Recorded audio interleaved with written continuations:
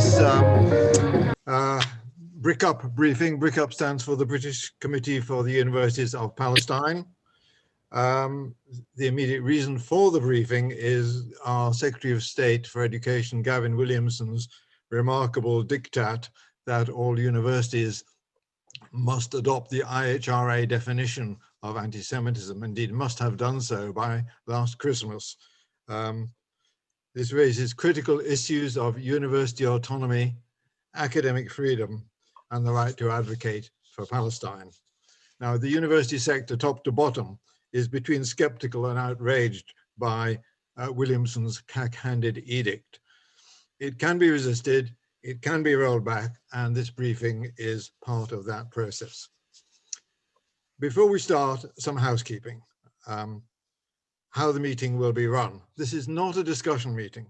It is not to debate whether the IHRA definition is a good thing or a bad thing, or even how to understand how we came to be in this position at all. So it's more of a one-way street than usual. We are trying to supply useful information to people who are already convinced that this definition must be fought.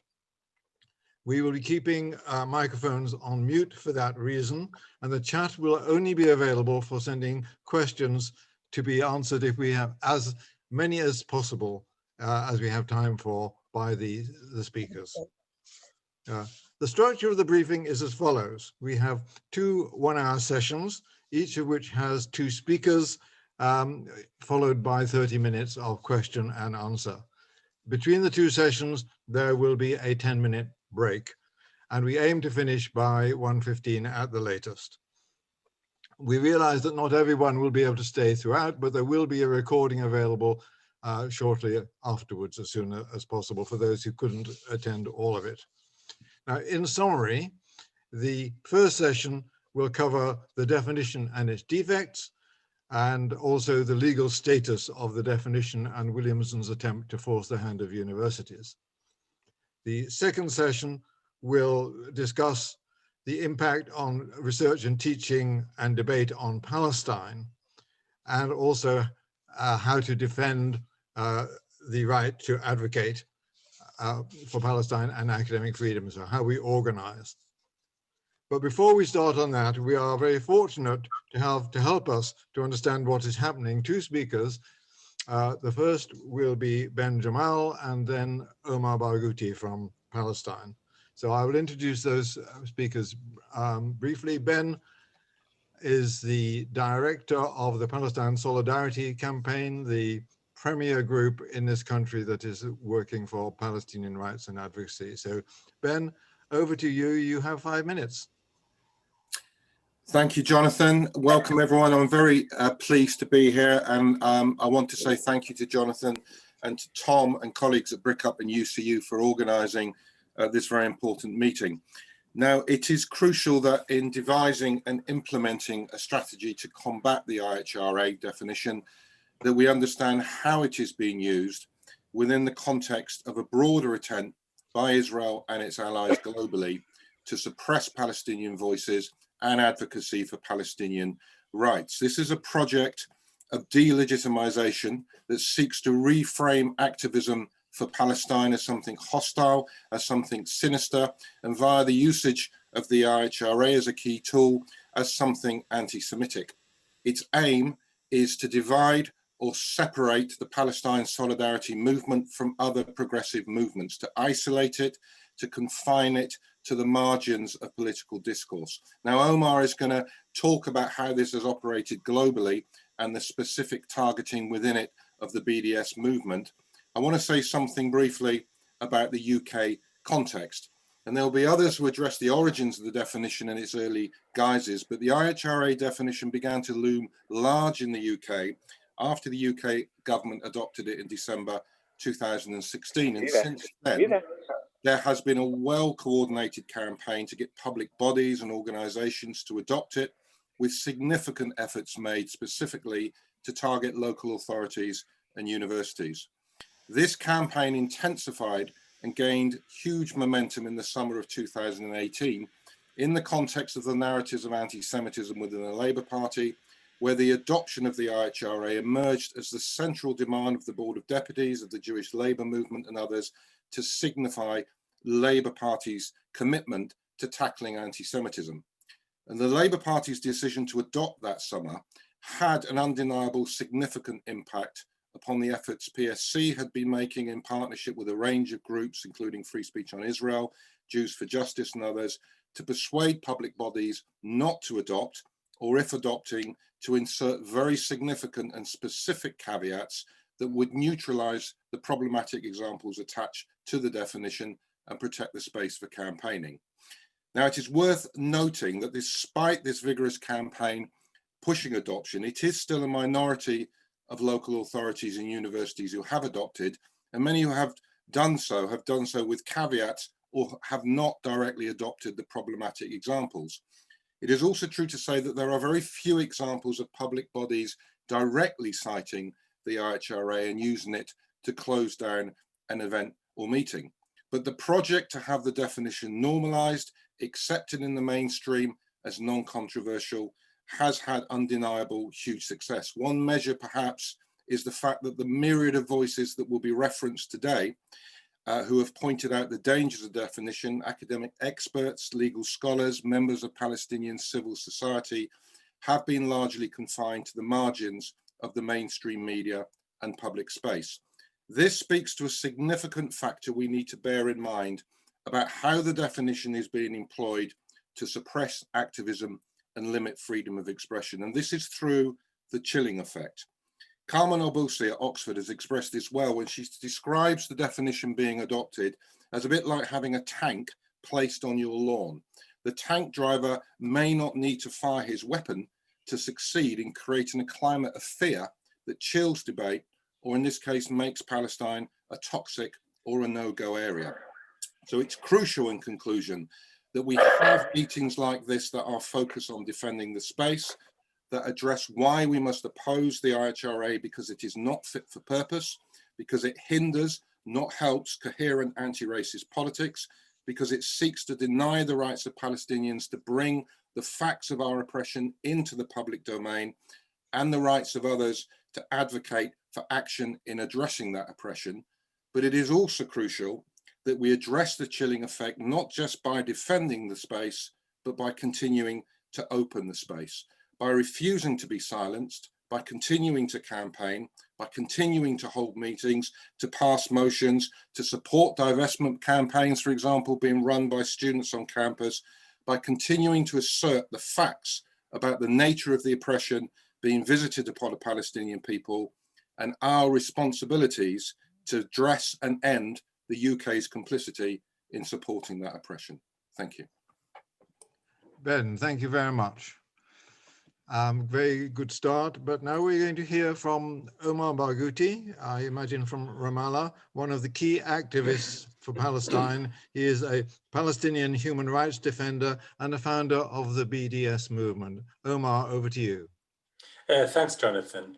Yes, I'll address IHRA as a fraudulent anti-Palestinian weapon to suppress BDS primarily. Israel's far-right regime of occupation, settler colonialism, and apartheid, and its racist supporters are desperately promoting the so-called IHRA definition, mainly to erase Palestinian history, suppress freedom of expression on Palestine and Zionism, and demonize solidarity with the Palestinian struggle for freedom, justice, and equality, and particularly BDS. This fraudulent anti-Palestinian definition, as more than 40 international Jewish groups led by Jewish Voice for Peace in the US have said, quote, serves to shield Israel from being held accountable to universal standards of human rights and international law. In other words, to put Israel on a pedestal, as Archbishop Desmond Tutu once said, above all states perpetrating similar crimes against humanity. After 4 years of Trump, Israel is drunk with power and celebrating its relative success in passing anti-BDS motions and declarations in most US states, in the German Bundestag, the French Parliament, among others. But it's missing the growing undercurrent of resentment and apprehension that its McCarthyite tactics are creating. When the German Bundestag in 2019, for example, accepted IHRA and adopted an anti-BDS statement, for instance, it drew strong condemnation from more than 240 Jewish and Israeli scholars, including world authorities on anti-Semitism and the Holocaust. Crucially, their statement accused the deceitful resolution of doing nothing to advance the urgent fight against anti-Semitism and of ignoring the BDS movement's explicit condemnation of all forms of racism, including anti-Semitism. Several German courts, including weeks ago in Bavaria, have overturned repressive anti-BDS policies by German city councils. In the US, several federal courts have frozen respective anti-BDS legislation, citing their incompatibility with the Free Speech Amendment of the US Constitution. The American Civil Liberties Union, ACLU, has condemned these anti-BDS motions as, quote, reminiscent of McCarthy-era loyalty oaths, end of quote. Inspired by the South African anti-apartheid movement and the US civil rights movement, BDS was launched in 2005, it's important to remember, by the broadest coalition in Palestinian society. It advocates for ending the 1967 occupation, ending Israel's institutionalized and legalized system of racial domination, which meets the UN definition of apartheid, and upholding the right of Palestinian refugees to return to their homes from which they were expelled, ethnically cleansed since the 1948 Nakba. Anchored in the Universal Declaration of Human Rights, BDS consistently and categorically opposes all forms of racism and discrimination, including anti-Black and anti-Indigenous racism, sexism, homo and transphobia, Islamophobia, and indeed anti-Semitism. Our movement therefore targets complicity, not identity. The morally consistent principles of the BDS movement and its unmistakable impact on large investment funds, corporations, trade unions, churches, UN agencies, campuses, cultural circles, social and climate justice movements, LGBT communities, and so on, are not the only worries that Israel has from BDS. Israel is indeed terrified by the steady shift among young Jewish communities, particularly in the US, away from Zionism and in support of Palestinian rights, including BDS as the most effective strategy to achieve those rights. A 2014 poll by J Street, for instance, revealed that 46% of non-Orthodox Jewish American men under the age of 40 support a full boycott of Israel. A more recent survey, also by J Street, shows that 22% of all Jewish Americans under the age of 40 support a full boycott of Israel. Israel's frenzied promotion of IHRA must therefore be seen in the context of its protracted war on the BDS movement. The Israeli regime, after all, has for years considered BDS a strategic threat of the first order and invested massive financial, intelligence, propaganda, and diplomatic resources in fighting it. Yet, Israel's strategy appears to be failing, as some major Israeli and Israel lobby groups have lately admitted. The European Court of Human Rights in 2020 ruled unanimously that France's 2015 conviction of BDS activists violated the freedom of expression article of the European Convention on Human Rights. This confirmed a 2016 EU position upholding the right to advocate for Palestinian rights through BDS, a right also endorsed by the governments of Sweden, Ireland, and Netherlands, as well as by major human rights organizations such as Amnesty International and the International Federation for Human Rights. This anti-Palestinian IHRA formula is simple: to maintain Israel's criminal impunity and exceptionalism, those who dare to question them must be bullied into silence, as Ben has mentioned. And there is no better silencer than the weaponized epithet of anti-Semitism. Unprecedented criticism of Israel's regime and society, however, has started to come from unexpected corners of late. Ehud Barak, a former prime minister, highly decorated general, lamented that Israel has been, quote, infected with the seeds of fascism, end of quote. And just days ago, Israel's most prominent human rights organization, B'Tselem, confirmed what Palestinians have been experiencing, documenting, and saying for decades, that Israel is an apartheid state. Accusing Barak and B'Tselem of anti-Semitism would be quite a challenge, even for Israel. Ethical principles aside, the IHRA definition is deeply racist. It dehumanizes Palestinians by portraying our struggle against Israel's regime of oppression as if fueled by a visceral hatred towards Jews, not a genuinely human pursuit of freedom, justice, and equality. Israel's right and far-right parties, in the meanwhile, maintain what has been termed a holy alliance with Europe's far-right anti-Semites based on shared Islamophobia, which makes a mockery of the IHRA campaign that Israel is waging and its lobby. Israel has also for years, especially during the Trump era, established alliances with white supremacists and evangelical Christian Zionists, who are not just blatantly anti-Semitic, but also fervent advocates of a genocidal, anti-Jewish vision of Armageddon. So Israel's smears of anti-Semitism against Palestinian, Israeli, and international human rights defenders in the BDS movement are not just ludicrous and hypocritical, they're equivalent to the KKK calling Rosa Parks and Martin Luther King racist. It is crucial, though, to remind ourselves that the IHRA-related bullying is also designed to push us to a defensive posture, diverting our energies and resources away from the necessary work of advocating for Palestinian rights and, crucially, for ending complicity in Israel's regime of oppression.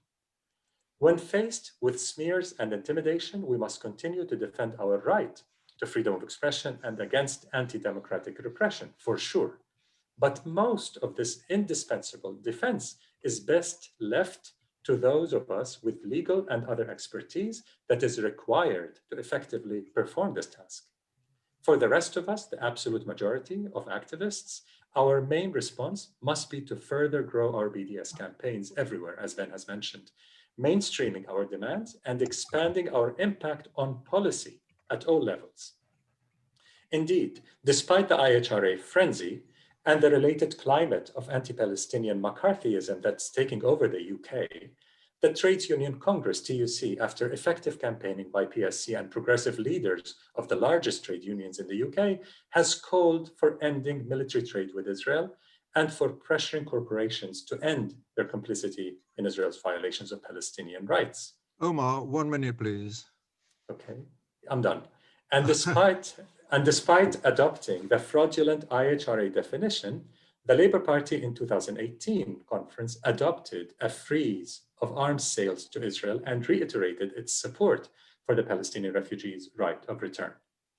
So to end, Toni Morrison once said, quote, "Definitions belong to the definers, not the defined," end of quote. Let's never let them define us, confine our dreams, or defile our struggle for liberation. Let's be the definers of our freedom, our justice, and our destiny. Thank you. Omar, thank you so much for that, giving us a very good start on and to motivate us in what we're going to do. I'm going to pass the chair now over to Naomi Wimborne-Adwizi, who will be chairing session number 1. Naomi. Yes, good morning, everybody. Delighted to be here, and thank you to both Ben and Omar for those very appropriate introductions. I think they've made it very clear between them how we're dealing with a fraudulent definition, as Omar put it, which is designed to reframe the discourse around Palestine and Israel and make it almost impossible to raise questions of Palestine solidarity without being accused of being anti-Semitic. And this is something that I, as an activist for free speech on Israel and for Palestinian rights over many years, have had to deal with. It's not new, but we are in a rather dangerous phase. So this is why we are, in this session, we're going to look in some detail at what is wrong with the IHRA definition, and Jonathan Rosenhead from the British Committee for the Universities of Palestine will lead on that. And then we're pleased to have Salma Kami Ayub to look at the legal status of the definition, and she will also look at the legal status of Gavin Williamson's threat to universities. So I'm going to hand us back to Jonathan, this time as a speaker. He is chair of BRICUP, and he's also a member of the Jewish Voice for Labour Committee. and he was for 40 years a member of the staff of London School of Economics. So over to you, Jonathan. 10 minutes strictly. I will interrupt you as you did your two speakers. Great. Thank you very much. What's wrong with the IHRA definition? First of all, understand that the definition is a worldwide phenomenon. It's affecting us acutely, but it is also raging as a battle in the United States and throughout Europe and elsewhere. It has been promoted by defenders of Israel everywhere. Before the definition, most people, I think, had a pretty good idea of what anti-Semitism was. The reason for defining it was not to capture that meaning, but in fact to change it, to extend the perception of anti-Semitism to include things which most people would have thought were nothing to do with it necessarily. Although anti-Semites can use any kind of argument, but this was an extension to cover whole classes of discussion rather than classes of people. The result has been confusion as to what anti-Semitism means in many people's minds, and also so that is the definition. I hope people can see it. It comes in two parts, and I'm displaying at the moment just the first part. 39 words, which we can call the definition proper. There are also a whole set of examples. That's 39 words or 38, depending on how you view the hyphen in non-Jewish. But you'll see that it is particularly vague, so that in fact the word a certain perception of Jews hardly covers specificity, and it talks about rhetorical manifestations of anti-Semitism. It's only concerned with what people say, not what they do. The physical manifestations are nowhere treated in the definition or the examples. But the rhetorical manifestation, it doesn't say what. Because it's so vague, it has to rely on examples to try and clarify what the definition might mean. And of course, a definition shouldn't need examples. It should be able to cover everything by the words that are used. So it's important to say that the examples, and there are 11 of them, are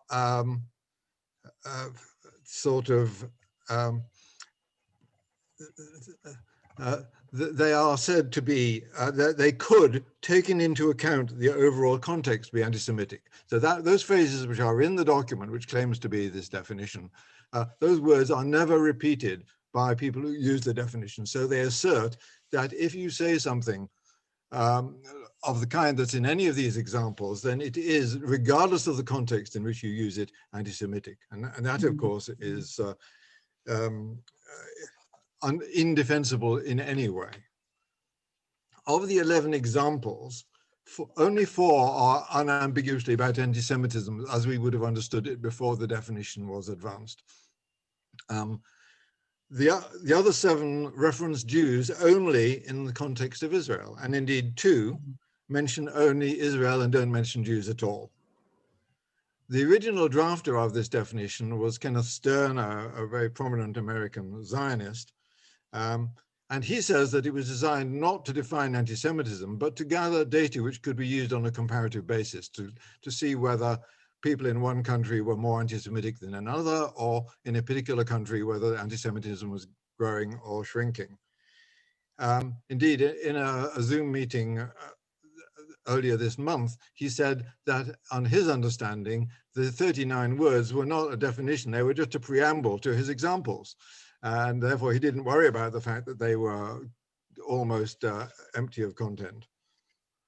He has in fact now written a very large book, which you may not be able to see, but on my little picture, he's written this very big book, which is actually about his case of how the definition came into being and how it absolutely should not be used to censor discussion, debate, or any kind of intellectual activity on campus. That is for him an outrage.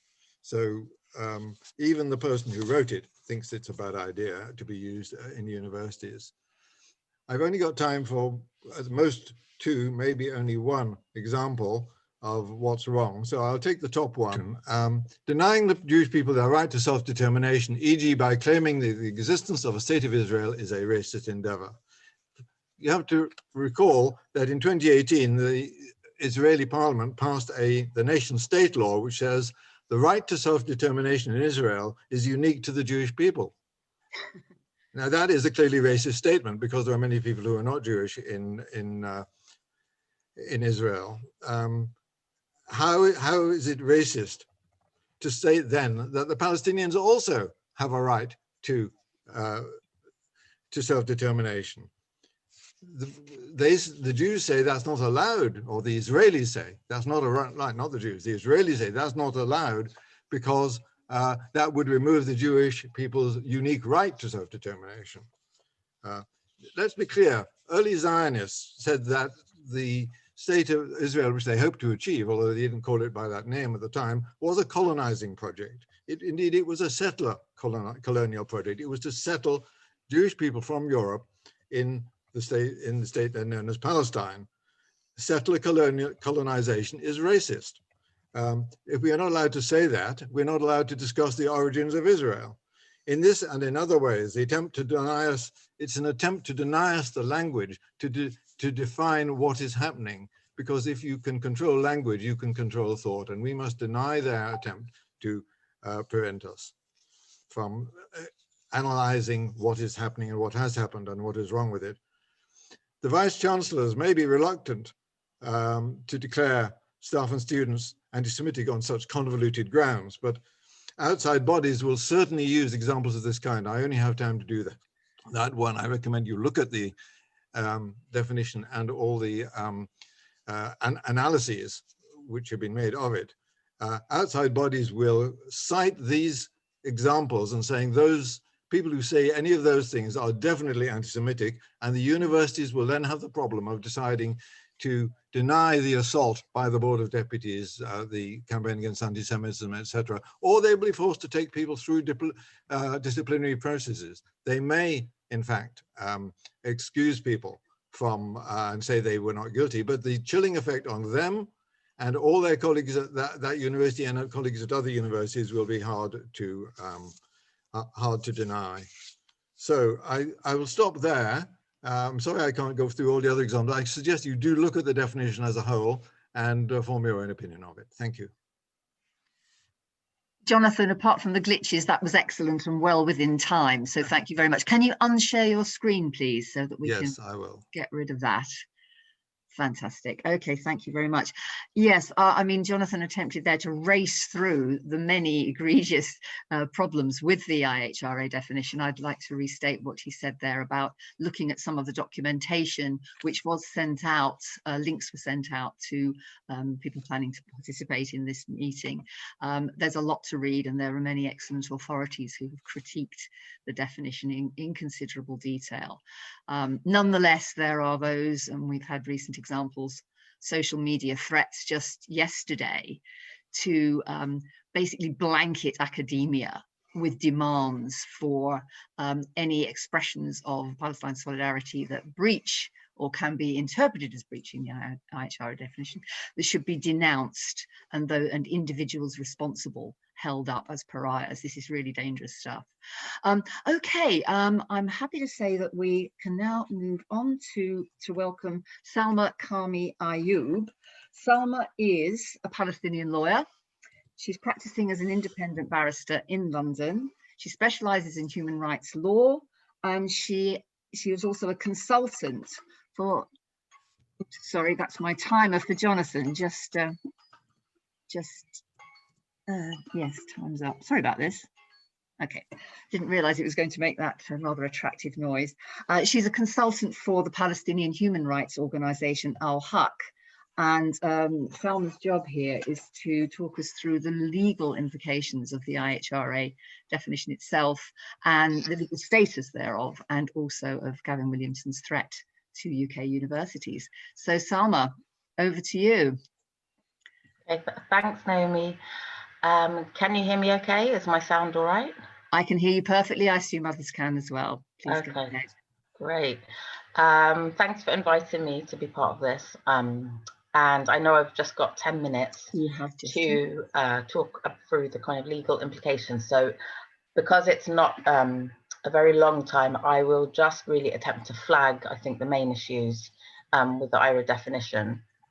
What I would say to people who are experiencing an issue with IRA in their universities as a result of IRA having been adopted and incorporated into university policies and then being used, applied in some way to close down events or speech related to Israel-Palestine. As a general rule, I would suggest that it's important for people to get legal advice quite early on if they're seeking to combat the ways in which IRA might be misapplied, and to get proper legal advice essentially from solicitors, because I think universities in general will be quite amenable to legal arguments that are put to them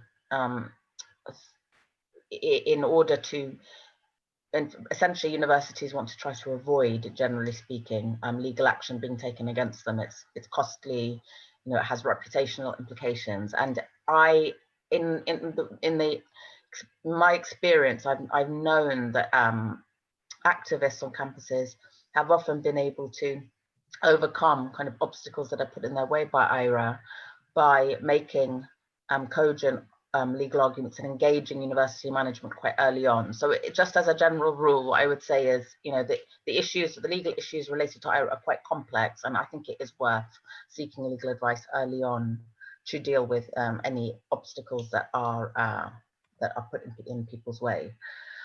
So what I've been asked to talk about is basically IRA's compatibility or lack of compatibility with rights to free speech, the Equality Act, and the legal status implications of Gavin Williamson's threat. So let me just flag the main issues. So the basic principle really is that, you know, IRA in and of itself is not a law. It doesn't really have a legal effect until or unless it's incorporated formally by universities as part of their policies, which could be anti-racism policies, employment policies, and then applied in order to potentially curtail, I suppose, academic speech or organizing in universities. And generally speaking, if IRA is interpreted or implied in a manner that means it is used to close down or prevent certain types of speech particularly on political issues to do with Israel-Palestine, and to label speech on Israel-Palestine as anti-Semitic and therefore not permissible, it is likely in that type of interpretation and application to be incompatible with rights under the Human Rights Act, and potentially also it will be incompatible with the Equality Act. So let's look first of all at the Human Rights Act. The main right which is likely to be invoked or engaged by IRA being applied in this manner is Article 10, which is the right to freedom of expression. So in a nutshell, universities have a duty under the Human Rights Act to respect and protect the right to freedom of expression. This means they must not prevent speech, generally speaking, including that which shocks, disturbs, offends. Now, this right to freedom of expression has basically been interpreted to mean that speech which incites violence or can truly be said to incite racial hatred or hostility towards a racial or religious group isn't within the right to freedom of expression. So that kind of speech can be curtailed, but other types of speech, especially about political issues, the imparting of ideas, is to be protected and respected. And universities also have an additional duty under the Education Act. This is a positive duty to take steps that are reasonably practical to ensure that freedom of expression is secured for members, students, employees, and visiting speakers. So what this means, in conjunction with a positive duty that also exists under Article 10, the right to freedom of expression, the positive duty means a duty to essentially facilitate free speech in universities and academic freedom. That means to facilitate, for example, the use of university premises within reasonable limits for holding political meetings, for discussing political issues. What all of this means basically is simply criticizing Israel, criticizing Zionism, expressing anti-Zionist or, for example, ideas, advocating for boycotts of Israel are properly understood within the realms of freedom of expression. So IRA should not be used to prevent that kind of speech. And we haven't got any legal cases yet where IRA has been directly considered by the courts, but we have a couple of cases which give you a sense of the approach the courts will likely take to free speech on Israel. So the first case is a high court case in which an organization called Jewish Human Rights Watch attempted to sue Leicester City Council for discussing and passing a motion to boycott Israeli settlements on the grounds that this was a type of anti-Semitic speech. And basically the court's reasoning was that discussing or advocating for a boycott could not be considered in and of itself anti-Semitism or an incitement to racial hatred. I'll come back to that case briefly when we talk about the Equality Act as well. I'll also just flag another case that might be of interest to people, which is a European Court of Human Rights case, which looked at whether or not an academic who had spoken in quite robust and emotive terms about Israel and Israel's relationship to Judaism could be said to have been engaged in anti-Semitic hate speech. And again, it wasn't exactly the issue in the case, but it was part of the court's reasoning that the speech that he engaged in, which, like I said, was pretty, it was very sort of, it was potentially shocking, or it could have been considered upsetting, perhaps to Jewish people, in the way that he expressed himself. The court said that didn't really accept the argument that was a type of, that was anti-Semitic. To be speaking about Israel in these emotive terms and criticizing it very sort of robustly and vehemently. And for those of you who are interested to read the case, then I can, provide a citation for those who would like to look into that in more detail. So basically, in a nutshell, to the extent that IRA is worded in such a way that it lends itself to being applied to prevent speech that opposes Israel and that opposes Zionism, it is incompatible with Article 10 rights. That's the right to freedom of expression. And universities have a legal duty to both protect and respect that right. And so people can bear that in mind if IRA is being used, misapplied in that way. Do I have time to go to the Equality Act? Naomi, you have 1 minute, 20 seconds, Salma. Off you go. Okay.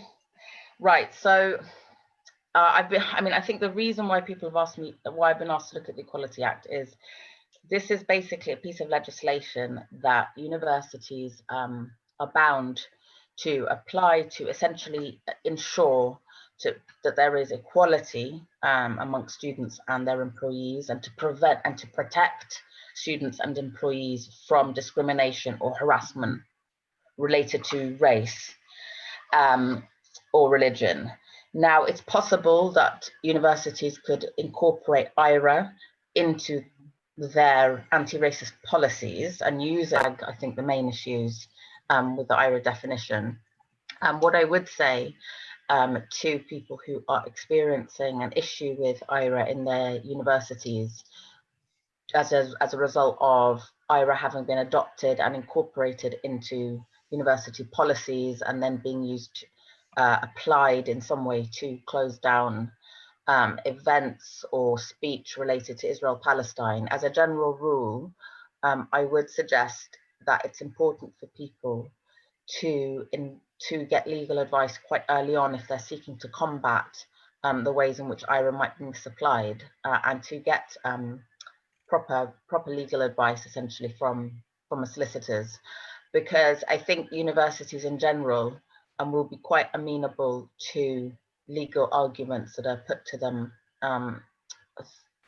in order to, and essentially universities want to try to avoid, generally speaking, legal action being taken against them. It's costly, you know, it has reputational implications. And in my experience, I've known that activists on campuses have often been able to overcome kind of obstacles that are put in their way by IRA by making cogent legal arguments and engaging university management quite early on. So just as a general rule, what I would say is, you know, the legal issues related to IRA are quite complex, and I think it is worth seeking legal advice early on to deal with any obstacles that are put in people's way.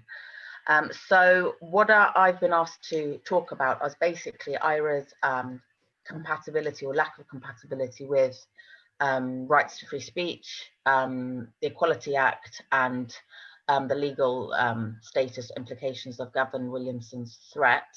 So let me just flag the main issues. So the basic principle really is that, you know, IRA in and of itself is not a law. It doesn't really have a legal effect until or unless it's incorporated formally by universities as part of their policies, which could be anti-racism policies, employment policies, and then applied in order to potentially curtail, I suppose, academic speech or organizing in universities. And generally speaking, if IRA is interpreted or implied in a manner that means it is used to close down or prevent certain types of speech on, particularly on political issues to do with Israel-Palestine, and to label speech on Israel-Palestine as anti-Semitic and therefore not permissible, it is likely in that type of interpretation and application to be incompatible with rights under the Human Rights Act, and potentially also it will be incompatible with the Equality Act. So let's look first of all at the Human Rights Act. The main right which is likely to be invoked or engaged by IRA being applied in this manner is Article 10, which is the right to freedom of expression. So in a nutshell, universities have a duty under the Human Rights Act to respect and protect the right to freedom of expression. This means they must not prevent speech, generally speaking, including that which shocks, disturbs, offends. Now, this right to freedom of expression has basically been interpreted to mean that speech which incites violence or can truly be said to incite racial hatred or hostility towards a racial or religious group isn't within the right to freedom of expression. So that kind of speech can be curtailed, but other types of speech, especially about political issues, the imparting of ideas, is to be protected and respected. And universities also have an additional duty under the Education Act. This is a positive duty to take steps that are reasonably practical to ensure that freedom of expression is secured for members, students, employees, and visiting speakers. So what this means, in conjunction with a positive duty that also exists under Article 10, the right to freedom of expression, the positive duty means a duty to essentially facilitate free speech in universities and academic freedom. That means to facilitate, for example, the use of university premises within reasonable limits for holding political meetings, for discussing political issues. What all of this means basically is simply criticizing Israel, criticizing Zionism, expressing anti-Zionist or, for example, ideas, advocating for boycotts of Israel are properly understood within the realms of freedom of expression. So IRA should not be used to prevent though that kind of speech. And we haven't got any legal cases yet where IRA has been directly considered by the courts, but we have a couple of cases which give you a sense of the approach the courts will likely take to speech, free speech on Israel. So the first case is a high court case in which an organization called Jewish Human Rights Watch attempted to sue Leicester City Council for discussing and passing a motion to boycott Israeli settlements on the grounds that this was a type of anti-Semitic speech. And basically the court's reasoning was that discussing or advocating for a boycott could not be considered in and of itself anti-Semitism or an incitement to racial hatred. I'll come back to that case briefly when we talk about the Equality Act as well. I'll also just flag another case that might be of interest to people, which is a European Court of Human Rights case, which looked at whether or not an academic who had spoken in quite robust and emotive terms about Israel and Israel's relationship to Judaism could be said to have been engaged in anti-Semitic hate speech. And again, it wasn't exactly the issue in the case, but it was part of the court's reasoning that the speech that he engaged in, which, like I said, was pretty, it was very sort of, it was potentially shocking, or it could have been considered upsetting, perhaps to Jewish people, in the way that he expressed himself. The court said that didn't really accept the argument that that was anti-Semitic. To be speaking about Israel in these emotive terms and criticizing it very sort of robustly and vehemently.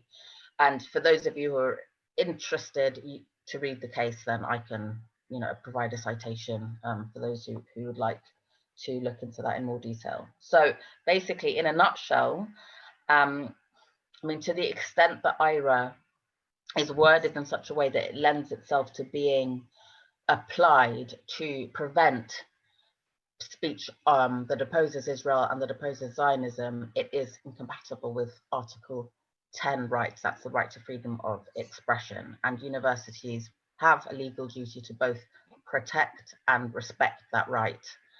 And so people can bear that in mind if IRA is being used, misapplied in that way.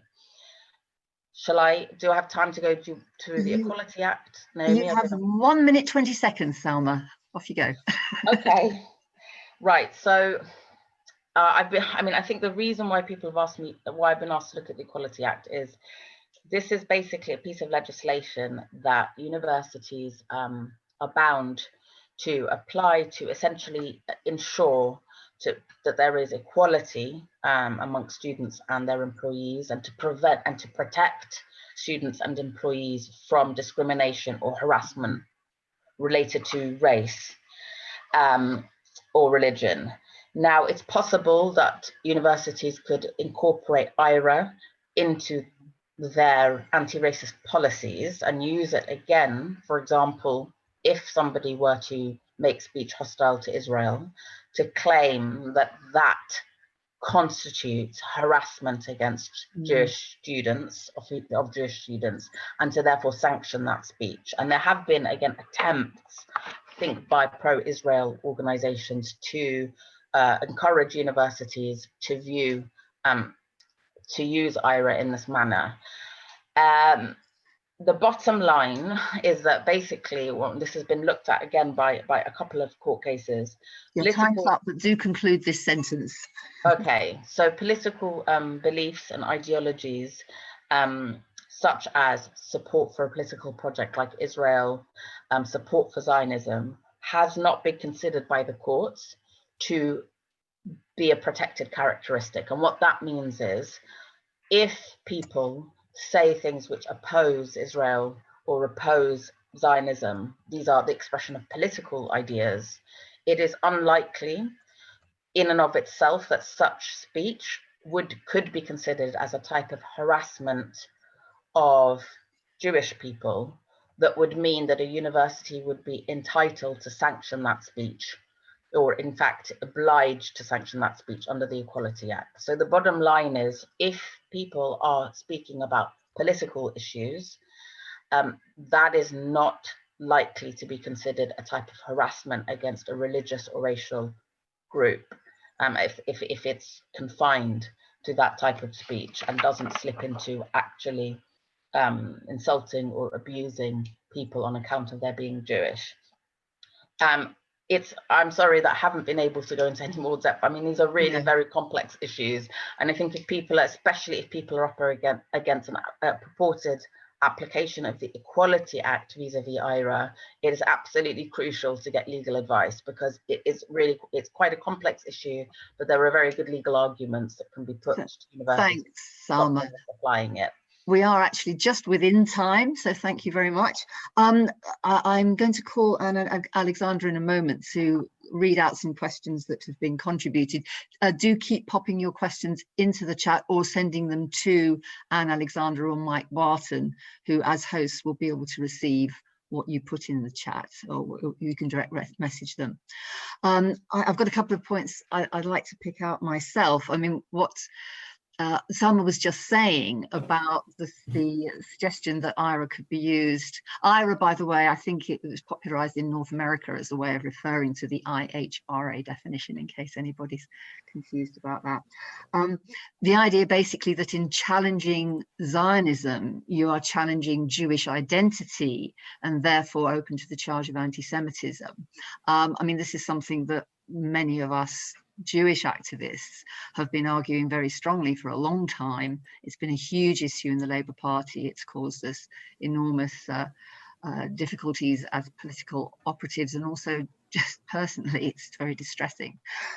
So that's a question to keep in mind. I hope that in the course of this half-hour discussion, we'll be able to look at the fact that often the IHRA definition is not used. It lurks in the background like tanks on the lawn, as was said earlier.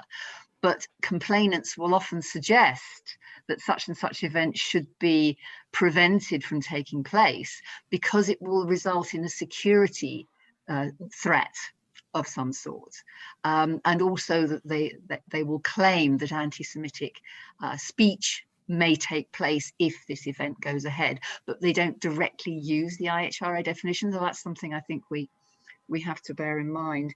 There was a case, of course, in Tower Hamlets, where the local authority did, behind the scenes, refer to the IHRA definition in justifying its refusal to allow a charity bike ride raising money for children in Gaza, a medical charity.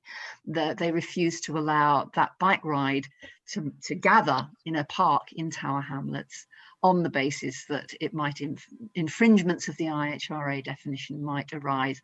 And happy to say that in the 10-minute break that follows this session, we'll be able to see a short film about the Gaza bike ride. Anne, are you ready to give us a couple of other questions for Jonathan and Salma, one or other or both? Yes, thank you. And thanks to everyone who's been putting in questions. We're hoping we'll get through quite a few of them, but keep them coming, please. So, to start with, I've got a couple of, well, perhaps one is probably more targeted towards Jonathan, one towards Salma. You can see what you think. So Miriam Green has put in a question where she says that given that so many bodies have accepted the IHRA working definition, indicating not only pressures in terms of anti-Semitism, but need to organise it, or a need for organisations to have something on which to base policy, can IHRA be effectively fought without an alternative that can be campaigned for as a replacement? Could BRICUP, for example, commission academics and reps of international Jewish bodies to propose something? She says a negative campaign is an uphill struggle. Would it not be better to campaign for a replacement that does deal with the real problems of anti-Semitism in the current world? And then there's another one which I think has come from Arif Ahmed, who's from University of Cambridge, who says, I'm especially concerned with the free speech implications of the IHRA definition.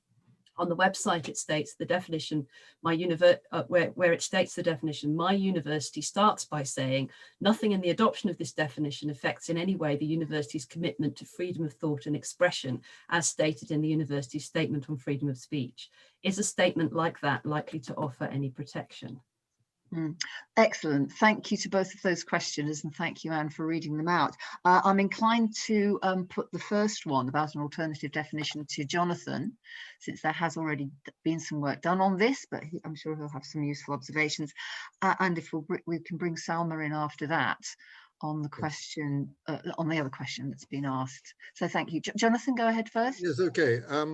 Yes, the Free Speech on Israel, together with Jewish Voice for Labour, produced a definition a couple of years ago, which we exposed to various experts on anti-Semitism, and it's certainly better than the IHRA one, which wouldn't be difficult, of course. I'd just like to point out, though, that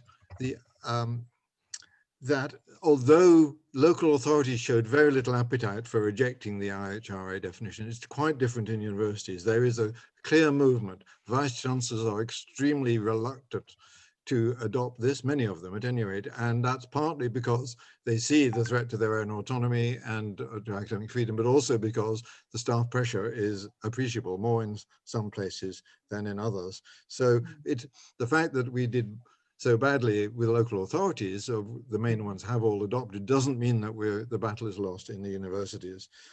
I think there is scope for an alternative definition, and hopefully that might give some universities and other bodies something a lot better to base their policy on. However, I should say there's no real problem. The universities are very happy to say, and most of them do have their own anti-racist policies, which include anti-Semitism along with all the other forms of racism, many of which are much more prevalent. And many of the universities are responding to Gavin Williamson, those who have replied, saying, yes, we have our own policies, they're very good, here they are, and we'll put the IHRA definition down there as a footnote or among the things we will take into account while pursuing our own policies. So I don't think all is lost. I don't know that we need an alternative definition, but one would be very useful if we could find one which had enough push behind it that it became authoritative as an alternative. Thanks, Jonathan. That's useful consideration. Salma, would you be able to pick up that question about whether the sort of caveat that was mentioned by the questioner is of use? I think Ben said in his introduction that in situations where it's impossible to resist the adoption of the IHRA definition in some form, that putting caveats in place is very important. So perhaps you can give us a bit more on that. Yeah, I mean, I think so. The question was about particularly, I think, a statement by universities saying it will not use IHRA. Sorry, you're right. I keep saying IRA. I've slipped into that way of abbreviating it. That the university will say they don't want to use IRA to suppress freedom of speech. I mean, it potentially provides an indication that the university therefore is not intending to use IRA to suppress political speech. So it could be useful. It won't provide a complete protection, but it could be useful that the university has provided that indication, because it means that if it then goes ahead to use IRA to suppress political speech, then the university can be called up for, being inconsistent with its own stated policy.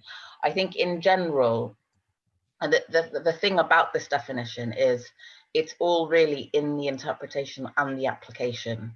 It clearly, the way that the definition reads, it clearly lends itself to being interpreted to mean that certain free speech on Israel is anti-Semitic, and therefore it lends itself to being abused to suppress freedom of expression. However, it doesn't necessarily lead to a suppression of freedom of expression if it were interpreted in a different manner. So interpreted either with caveats or interpreted to mean that those illustrative examples that are problematic, that reference Israel, if they are understood to be read through a filter that says it's actually speech that manifests hatred towards Jews that's problematic, then it doesn't have to lead to a suppression of the of rights to freedom of expression just because a university has adopted it. So in situations where universities have already adopted it and are intending to apply it, I would suggest that it is useful to engage universities either in adding caveats, or even better, I think, providing guidance, so writing up proper guidance as to how IRA will be interpreted and applied in a manner that clearly and explicitly states that certain types of political speech will not fall within the ambit of IRA. That's what I would encourage people to do as part of a campaign of engagement with university management, because in that way, there'll be a lot more clarity as to how IRA will be applied, and it will be a lot easier to be able to hold universities accountable for misapplying it if they actually have within their policies some kind of guidance which clarifies the ways in which IRA will not be applied to suppress political speech. Thank you, Salma. That was very clear. I mean, I could ask a little bit more feedback from both speakers on those questions, but it turns out that we have quite a few other questions lined up, which is great. And can you unmute yourself and deliver the next couple of questions? Yes, so there's again a couple of questions which maybe if perhaps more angled towards Salma. So there was a very practical question from Jason Hart saying, where might we go to find a solicitor to assist as Salma recommends? What about the cost implications of this? There was also a question from Alan Marsden about how many individuals have lost their employment or suffered other sanctions as a result of being accused of anti-Semitism, and he says he knows of two people. So then there's also a set of questions which might be perhaps for both speakers about the force behind Gavin Williamson's threat. Jean Fitzpatrick asks, is Gavin Williamson's threat empty? Is he having a rethink since the December deadline has passed? Des Freeman also references this point, says that at Goldsmiths, we've been told by management that there is an explicit threat from the Education Secretary to withdraw funding from institutions that don't adopt the definition. Does this have a legal basis? Right, that's very clear, thank you. So most of those questions should go probably first to Salma, if that's right, and then come back to Jonathan. Maybe Jonathan, you could be thinking about any cases we know of people who have suffered loss of employment or otherwise, people being threatened with being barred from Bar Council and things like that. I have heard of. Salma, there's a few things there. So practically, how do you find a lawyer and what does it cost? If you have anything to say about the threat to employment and the status of Williamson's threat. Thank you. Yeah, okay, so in terms of finding solicitors, Bindman's law firm has done quite a lot of work on this already, and they were involved with Palestine Solidarity Campaign. So I'd suggest Jamie Potter, solicitor at Bindman's, is your first port of call. Funding and paying for legal services is always an issue. It may be that he can provide some preliminary advice with free of charge, and then you can have a discussion. There are different ways to fund legal cases when people don't have private funds, such as through crowdfunding. That's a type of way of raising funds. Also, sometimes conditional fee arrangements. So it's not, what I would like to say to people is try not to say to yourselves, we don't have the money, so we won't even bother reaching out to a solicitor. I really think it is worth doing that. There's also something called the European Legal Support Centre, which has been established quite recently. It's based in the Netherlands. They are working more and more on the context in Britain. They look at attacks on Palestinian human rights defenders across Europe, including the UK. You could also reach out to them. They will provide some initial free advice and then help connect you with an appropriate solicitor in the UK. So that's Bindman Solicitors and the European Legal Support Centre. I don't know about cases of people who've been disciplined or lost employment due to the application of IRA. In terms of the Gavin Williamson threat, is it empty? Is there a legal basis for it? Now, ostensibly, there is there is a legal basis in that under, there's a piece of legislation which is called the, what is it called? The Higher Education and Research Act, in which the Secretary of State for Education can issue guidance or directions to this regulator, the Office of Schools, to potentially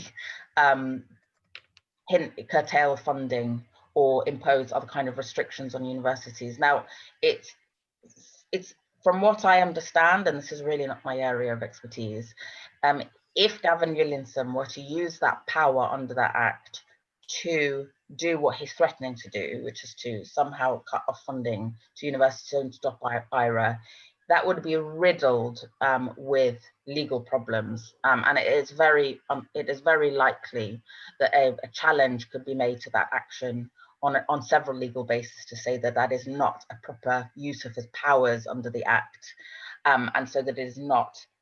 It would be possible, in other words, probably I would imagine, to judicially review him for doing that successfully. Now, the impression I get, and I think it's something to do with the way that this particular government likes to operate, is that they will make a threat. They'll be ostensibly a legal power so that it's not entirely incoherent or empty as a threat. But if people look into it, they say, okay, there is this power, there is this potential to issue directions or guidance, or maybe, you know, maybe it could be used in that way in order to intimidate universities or to have that chilling effect. Were the case to really come to court, it could probably be challenged successfully, and it doesn't really bear scrutiny when it's looked at properly.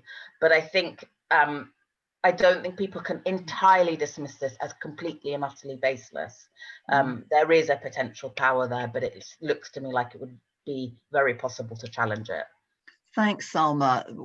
It's really a question of creating a climate of fear, isn't it? And trying to intimidate people. Jonathan, yes. Two things. One about the loss of employment thing, but also, I mean, if you had something to say about the Williamson case, I mean, is it being challenged? Yes. Both of those. In our soundings that have been taken in various ways with vice chancellors and other august bodies, it does appear that they are of the opinion that Gavin Williamson would not have the power to do this without passing legislation through Parliament. He says he would plan to instruct the Office for Students to withhold certain income streams associated with students registering there. And it's also thought that the Office for Students doesn't have the power to do that either. So he would need to pass legislation. Whether he'd be willing to go that far is highly unlikely. It's much more likely that he's using this as a threat to get action with, he's a grossly incompetent Secretary of State, so we can't be sure that he won't miscalculate. But the idea is to persuade people that they shouldn't annoy a totally irrational Secretary of State's legislation. So something's happening on the volume. Okay, that they shouldn't. So that many of the vice chancellors would be unwilling to upset him in case he should do something, try to do something irrational. If it came to court, it probably wouldn't work, but there'd be a lot of hassle in between time, and nobody in a position of that sort of responsibility likes to upset as it were, in some sense, their boss, and so that the reluctance to stand up against him in an overt way. On the other question, as to how far there have been job losses, we know of losses of people being threatened with job loss, certainly in school teaching and in local authorities. We know of 3 cases of university staff, in fact, of 4 of university staff who have been hauled up before disciplinary processes as a result of complaints made by outside bodies. These are never generated internally. It is people like the Campaign Against Antisemitism who say to the University of X, students tell us this person said that or published that, and what are you going to do about it? And they go through the disciplinary processes, perhaps being quite clear that from the beginning that they're not going to find them guilty, but they do that to call off the dogs. The result is, of course, a process lasting for months or possibly most of a year, in which somebody is taken through all kinds of demeaning processes, And all their colleagues know about this, even if it is confidential elsewhere. And the result is a chilling of speech. And we cannot assume that the people who are making these protests, these accusations, aren't aware that their main effect will be on the people who are not accused, because they don't want to find themselves in that position. Yeah. Thanks, Jonathan. That's quite a scary situation. A couple of things to say. One is I'm going to take another round of questions via Anne, and then hopefully we'll wrap up sufficiently before 11:45 for Selma and Jonathan to say a last few words. If people, I know it's difficult to track the chat sometimes, but the alternative definition that Jonathan referred to earlier, there's a link has been put in the chat for you, so that could be useful. Anne, do you want to give us another couple of questions for one or both? Yes, thanks. So there's so there was a question around from Henry Matels, who says that as a Jewish academic working in Scotland, his university is considering the IHRA document. Senior managers do not like it particularly, but may go for it as the Scottish government has endorsed it. We need to mobilise through the unions to defend freedom of speech for Palestine and protect individuals. How best to do this? There's also actually a point has come in which potentially partially answers some of that question, which I'll just mention. It's from Carlo Morelli, who's UCU Scotland president. He says that he notes that there's variation across the UK. It's worthwhile noting that Gavin Williamson's statement doesn't apply to Scotland, as funding for universities and colleges is devolved, and there's a legal right to academic freedom in the 2016 Higher Education Act in Scotland, but he notes that self-censorship is an equally great risk. I also wanted to just share a comment that Sue Blackwell made, which relates to the point around unions, which I think is important. She just wanted to comment on Salma's point that support for Israel or Zionism is not a protected characteristic. And she says we shouldn't forget that the employment tribunal case of Fraser versus UCU, where the judges resoundingly threw out Ronnie Fraser's claim that his trade union had discriminated against him by repeatedly passing resolutions condemning Israel or calling for boycotts. One more specific question I hope we might be able to get in is from Susanna Pickering, who asked for how far has the Community Security Trust been involved in the campaign for the IHRA on university campuses? Okay, thank you participants for the excellent quality of these questions. Really good stuff. I'm not sure which of our two speakers would like to take up which of those questions. Do you want to volunteer? Salma, do you want to pick something from those questions that applies to you, do you think? Maybe the difference in jurisdictions? I'm not 100% sure. I wasn't quite clear exactly on what, is it possible to sort of crystallize what the questions are exactly? I think sort of got the impression some of them were comments more than... Well, there were a couple, sorry. Yes, Anne, that's fine. You do. Well, so there were a couple of comments. I think the thrust of one of Henry's question was, how can we mobilise best in terms of the unions? And it'd be interesting to, perhaps if you've reflected on that in relation to the legal side of union strategies. Then the others were comments, but I don't know if you had any sort of reflections on that point that Sue made, because we've also had another point being made about UCU's experience of dealing with some of these legal issues in the past, and what can that help us? Okay. If you prefer, Salma, we could let Jonathan pick up, and then I'll bring you in for some final remarks anyway, because we are getting a bit close to our time limit. Is that okay? So Jonathan, this will be your final contribution, so make it a good one.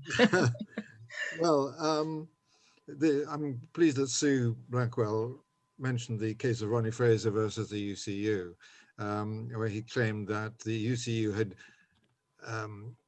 discriminated against him and all Jewish members by the way they conducted a debate about boycott, divestment and sanctions.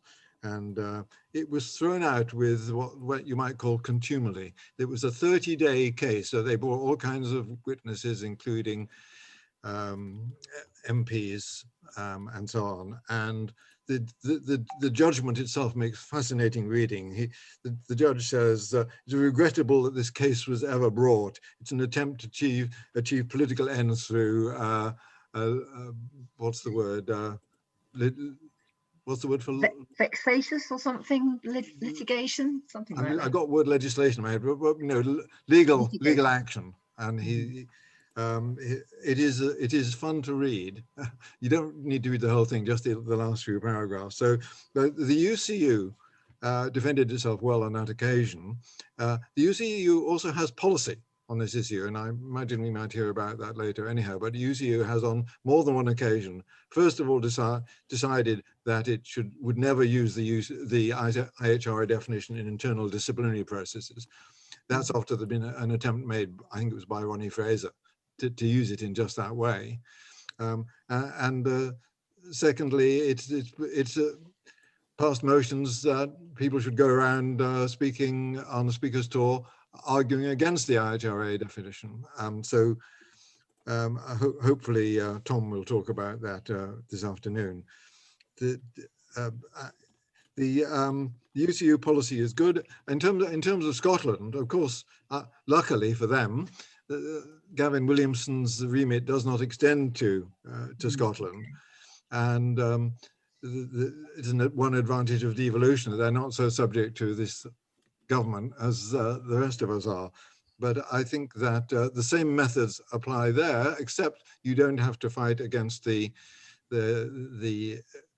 government authorities, but you do need to persuade the universities that they should not adopt this definition, despite the fact that at a theoretical level, the government has adopted it. These adoptions are often the reaction, an easy way out for authorities to say, of course, we'll accept this because everybody else is doing it.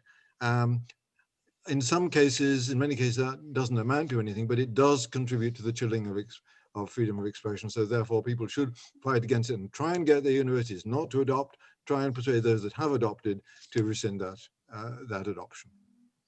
Thanks, Jonathan. I'm sure there are other questions in people's minds, but I think we're going to have to fold them into the next session where appropriate, because I'd like to give Salma a few minutes to give us some further reflections on the legal aspects of this business. Yeah, I think just to say about it's correct. The Fraser versus UCU case is an important one. It's an employment tribunal case, and that it's one of the sources of authority for the notion that political opinions, basically things like attachment to Israel or Zionism, is not is not protected by the Equality Act. But not to be too gloomy, the question I would ask really is, that case was back in 2013, I think it was decided. You know, would it have gone exactly the same way were it being litigated today, after all of this pressure, all of these campaigns which are seeking to really, I think, instill a new principle, which is that certain types of attachment to Israel or Zionism is in some way integral to Jewish identity. All I would just sort of sound as a word of caution is not to become complacent about the notion that because that battle was won in the Fraser case, it will necessarily, an employment tribunal or other tribunal would necessarily decide the case in exactly the same way today. And I think that takes me to a broader point really, which is that I think the difficulty with the way that these battles, these kind of legal battles, are being held in campuses and in other spheres, are that it's not so much the actual application of the law that's the issue, which is what it's been alluded to. Quite often, these claims and complaints that are made don't really bear scrutiny, and it is possible to mount very good legal arguments to defeat those sorts of claims and complaints. I think the difficulty is that they are part of a broader strategy of kind of harassment. So they use up a lot of resources, as people know of universities, also of the people who are complained about. They are very stressful, they are intimidating. And I think the fear is that if that keeps being permitted to happen, because university management and others just, essentially want an easy life, that you could start to see certain kind of slippage in the standards that are applied, and in these principles that we take to be understood currently might eventually be eroded. And as a result, the question that needs to be asked is, how do we best deal with that? What's the best way of combating that strategy of generally bringing these vexatious complaints, this sort of legal kind of harassment and lawfare, which could eventually result in a slippage of certain standards and principles? And it's a difficult question, and it's a pity, it's a great shame that we have to put resources into combating that. But I think we do. I think two things are really required. Number one is a strategy. So an overall strategy where people really understand the nature of the strategy that is being carried out by the other side, understand that this is about bombarding universities and others with complaints and with legal arguments that will erode certain principles over time. So understand that's what they're engaged in, and therefore there needs to be some very, I think, proactive and preemptive and robust action on the part of on our side of the debate, to try to prevent, to try to arm, I suppose, universities with the tools that they need, the intellectual and other kinds of tools they might need to be able to easily to be able to not be so influenced by those arguments that are being put. And can you wrap up, Salma?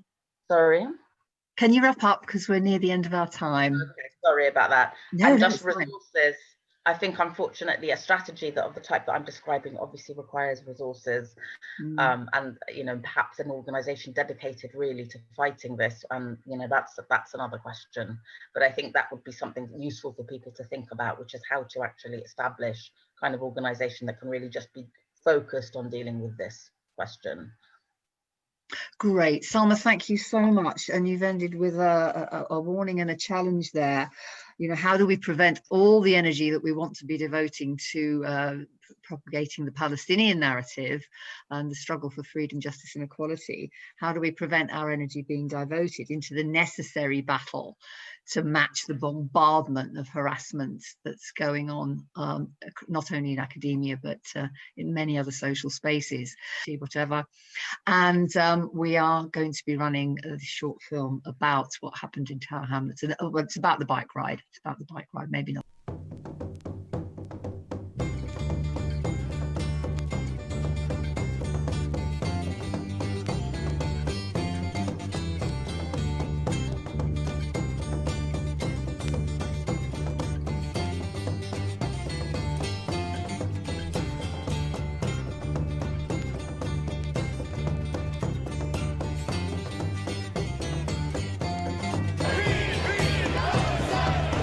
We had to organise the Big Ride for Palestine very differently this year because of COVID-19. We held two events. One was the Big Solidarity Ride, a 36 or 44 mile ride that over 400 people rode, individually or in groups of up to 6 people. These happened all around the UK, as well as in the USA, Spain and Ireland. We also organised a 440 mile Big Ride Challenge over a 6-week period. Over 100 riders or teams collectively rode an amazing 46,000 miles.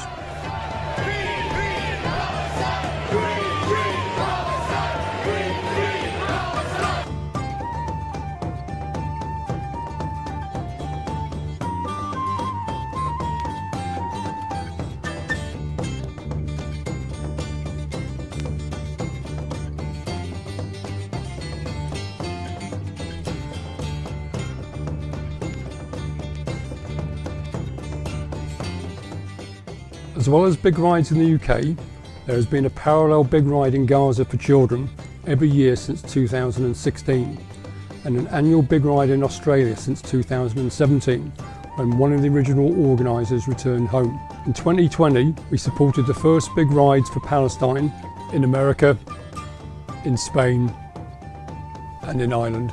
It's a great way of combining the love of cycling with practical solidarity and awareness raising.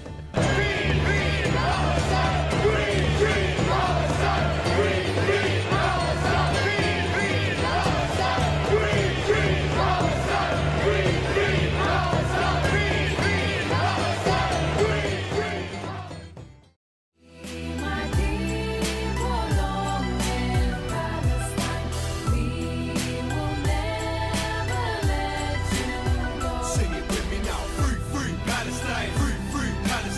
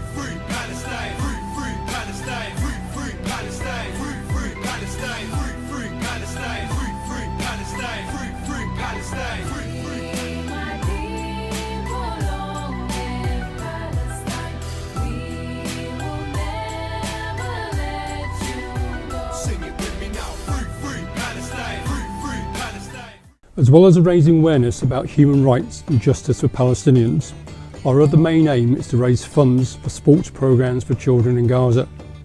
We are super proud that despite all the restrictions we faced, we managed to raise over £58,000 in 2020 to support the Middle East Children's Alliance to construct a secure playground in Kuzda village in Gaza. This will be a lasting testament to our support.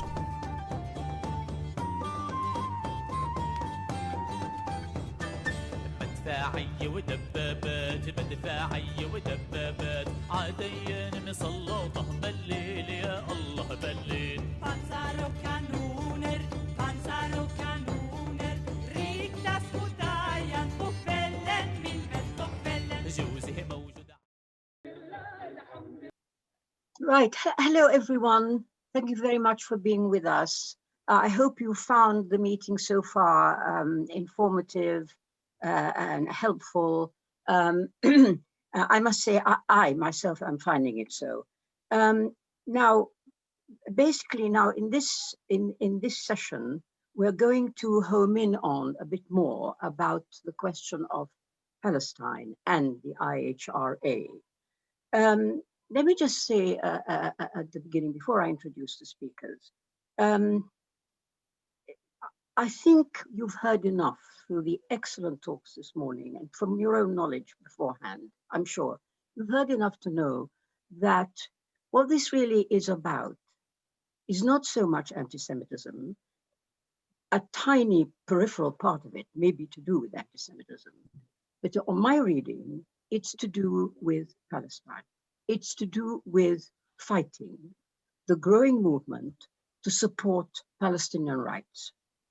Because, you know, one of the things I draw your attention to is, why did we need a new definition, yet another definition of anti-Semitism in 2016? Why?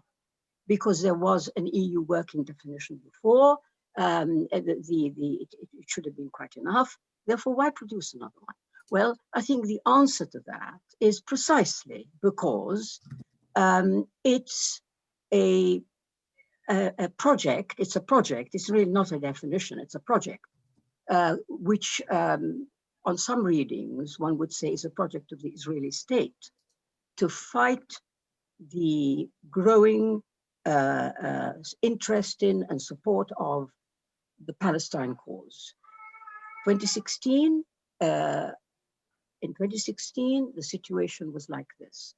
In Europe and in the United States, there was a growing, ever-growing movement of support at the popular level for Palestine, for the Palestine cause. In the UK in particular, there was the election of Jeremy Corbyn as head of the Labour Party and the theoretical possibility that he could be a British Prime Minister and would be the first British Prime Minister to support publicly the cause of Palestine. Now, those two things constitute a nightmare scenario for Israel and its supporters, and it has to be fought. So I see this in that context of fighting, growing awareness of the Palestinian issue and growing support for it. And I think if we use that and we look at the whole issue through that prism, we will A, understand it much, much better, and B, fight it much, much better.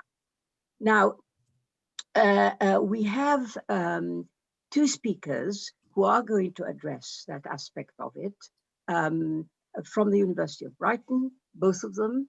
Now, the first speaker is Tom Hickey, who until recently, until his retirement, was teaching philosophy and critical theory at the University of Brighton. And he was a former member, he's a former member of the UCU National Executive Committee. He's currently the chair of the UCU Recruitment and Organizing Committee. And he has introduced many motions through to the UCU Congress, many motions on Palestine. And I think his contribution will be really important and interesting for us. So Tom, can I ask you to to speak. I'm sorry for 10 minutes, and I'm told I have to be very firm about the 10 minutes. Thank you, Rhoda. You do have to be very firm, even though it was me who told you that you had to be very firm with imposing the 10 minutes. Those of you who will have been on the first session will have heard Jonathan Rosenhead speak about the inadequacies of the definition itself. But despite those inadequacies, the definition might not be a very good definition of anti-Semitism, might allow some anti-Semitism to escape its view. But it's not particularly exceptional. What is exceptional is some of the what I call the illustrative examples that attach to it. And I want to deal simply with 3 of those, if I can, in the 10 minutes available to me. And I want to deal with them not so much to entertain you about what's wrong with these illustrative examples, but to develop an argument that will be very useful, I think, for activists on the ground when talking to their academic boards, to their university or college managements in the future about whether the IHRA definition should be adopted or not. And so let me get straight to the point. The 6th of the illustrative examples that applied with the definition says this: accusing Jewish citizens of being more loyal to Israel or to the alleged priorities of Jews worldwide than to the interests of their own nation. Now, I want you to imagine, if you will, an investigative journalist's TV sting operation, but not one directed at the mafia or at some corrupt showbiz personality, but one that uncovers a conspiracy to suborn the democratic processes of a country and to undermine the character and standing of that country's politicians, and to do so in the interest of a foreign power. And then to imagine that this conspiracy was conducted in part by diplomats lodged at the embassy of that foreign country in question. Imagine all that then is revealed in evidence, including filmed evidence of the conspiracy itself. And now register this fact, that this is not an imaginary story, but an account of Al Jazeera's sting operation in 2017 that exposed the involvement of diplomats at the Israeli embassy in London in an attempt to undermine the position of British politicians, including conservative politicians who had been critical of Israeli policy. Those associated with this exposed plot were, of course, mainly Jewish citizens of the UK. Now, if you are a journalist or jurist, or a philosopher concerned with the ethics of journalistic practice, or a scholar of diplomacy, is this a story that you should address with your students or write into your course? Or should you not, because you would be concerned that should you do so, you will be labeled a racist, an anti-Semite for doing so?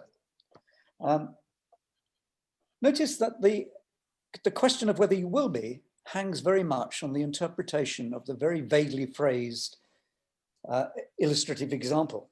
Does the phrase, for instance, in the example, Jewish citizens, refer to all Jewish citizens of the state or to some of them only? If it's all Jewish citizens, then this would function certainly as an example of anti-Semitism. It would identify as anti-Semites those who treat all Jews as if they were the same, and all of them as equally complicit in a divided loyalty or a betrayal. And as a definition of anti-Semitism, or as an example of anti-Semitism, it would, in that sense, be unproblematic.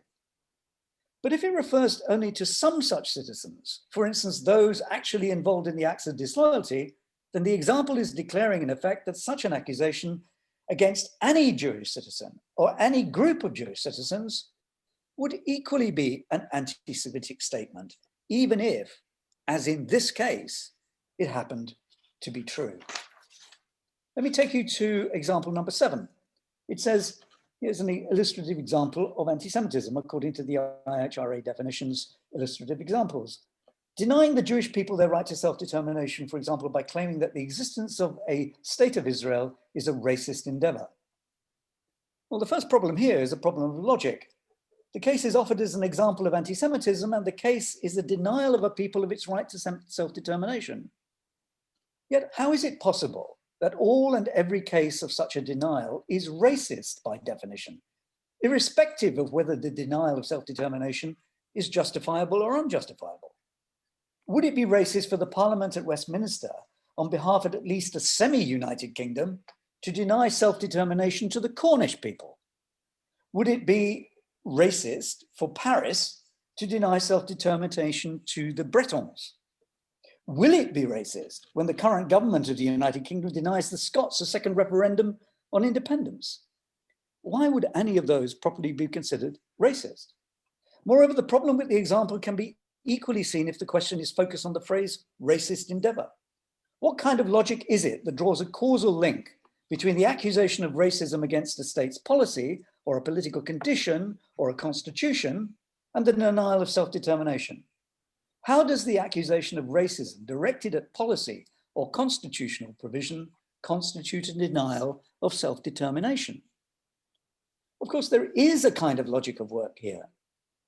If the self-determination that is referred to is not of a people on the land, but rather of one of the ethnicities that is occupying the land, then there is a logic that links the accusation of racism against Zionism and Israel and the denial of self-determination. That logic is that questioning the legitimacy of the state of Israel in respect of its racist treatment of those under its tutelage is a denial of the right to self-determination of the Jewish people who are on the land. The self-determination of the Palestinian people is not considered. Where then does that leave the tutor and scholar of the Middle East who is teaching history or politics or international relations? Will she be able to address the ethnic cleansing of the Nakba, for example? When the student reads Ilan Pape's account of his history of modern Palestine and the student asks about the nature of the war in 1948, will the tutor be free to name it as ethnic cleansing without fear of a malicious allegation of anti-Semitism? Can the founding moment of Israel be described thus without a tutor becoming accused of anti-Semitism in denying the Jewish people their right of self-determination? And if that chilling threat hangs over the historian, what about the jurist or the law lecturer who confronts the issue of constitutional law in the case of Israel, where law has to meet the requirements of a settler colonialist polity?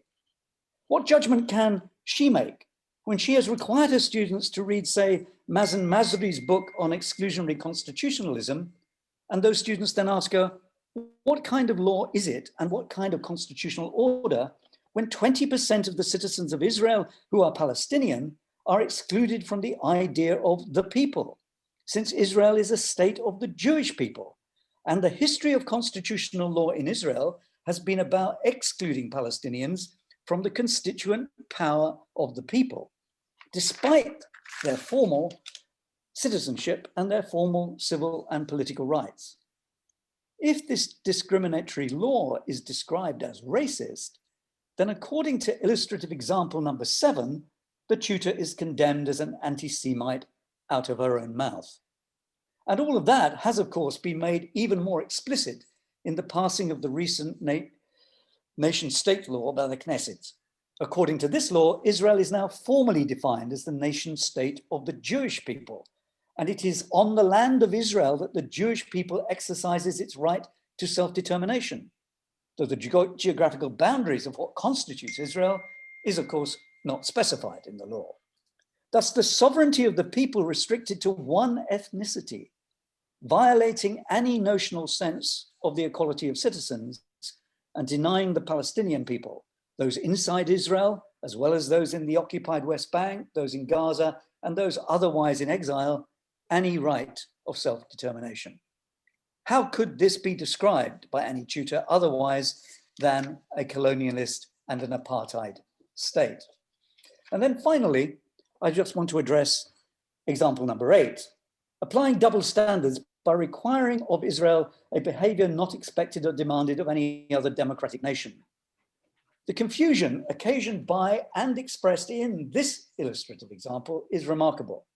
Let us notice first the presumption that Israel can properly be classified as a democratic nation, despite, as Masri has demonstrated, the exclusion of over 20% of the citizens of Israel from the notion of the people, and thus from constituent power, and the systematic discrimination against Palestinian citizens in terms of education, health, and employment, and despite the dependence of the state on a permanent military repression of the Palestinian population by the IDF, as Haim Rashid Zabner has adequately demonstrated in his recent book, an army like no other. In the West Bank, the situation is even more stark, as Nathan Thrall has recently observed in the London Review of Books. Though Israelis and Palestinians occupy the same territory, they are tried in different legal jurisdictions, one civilian and one military, and they have different rights and protections. Palestinians are without freedom of assembly and expression and mobility, and they're without freedom from indefinite detention. Even Palestinians who are Israeli citizens can be sent to Israeli courts. Access to the land and to development possibilities are equally discriminatory. Thrall notes that over the last 2 decades, tens of thousands of housing units have been built for Israeli Jews, while 96% of all Palestinian building applications have been rejected, even as military house demolitions continue. 99.76% of all public land went to the illegal settlements. The apartheid character of the arrangements in the West Bank could not be more clear. Yet apartheid in that sense runs through the entirety of the system and is not exclusive to the West Bank. Apartheid is defined by the 1973 Apartheid Convention as, and I quote, inhuman acts committed for the purpose of establishing and maintaining domination by one racial group of persons over any other racial group of persons and systematically oppressing them. Within the pre-67 borders of Israel, there are still Palestinian villages denied connection to infrastructure, and there are Jewish-only towns from which Palestinians are excluded. So in a class or in a lecture, is all of this to be ignored? Is Israel to be treated as a democracy because it allows all of its citizens to vote, even though some live outside its borders in the West Bank, and even though it systematically discriminates against Palestinians, whether citizens or non-citizens? Is it a democracy when the further colonization of the land of Palestine remains the project, and what Brenner Banner has described as the articulation of racial subjectivity and property laws in the process of eviction and the emptying of the land proceeds apace? What is the tutor to do? Ignore these things? Deny the facts? Become a liar in the classroom as a tutor or as a lecturer?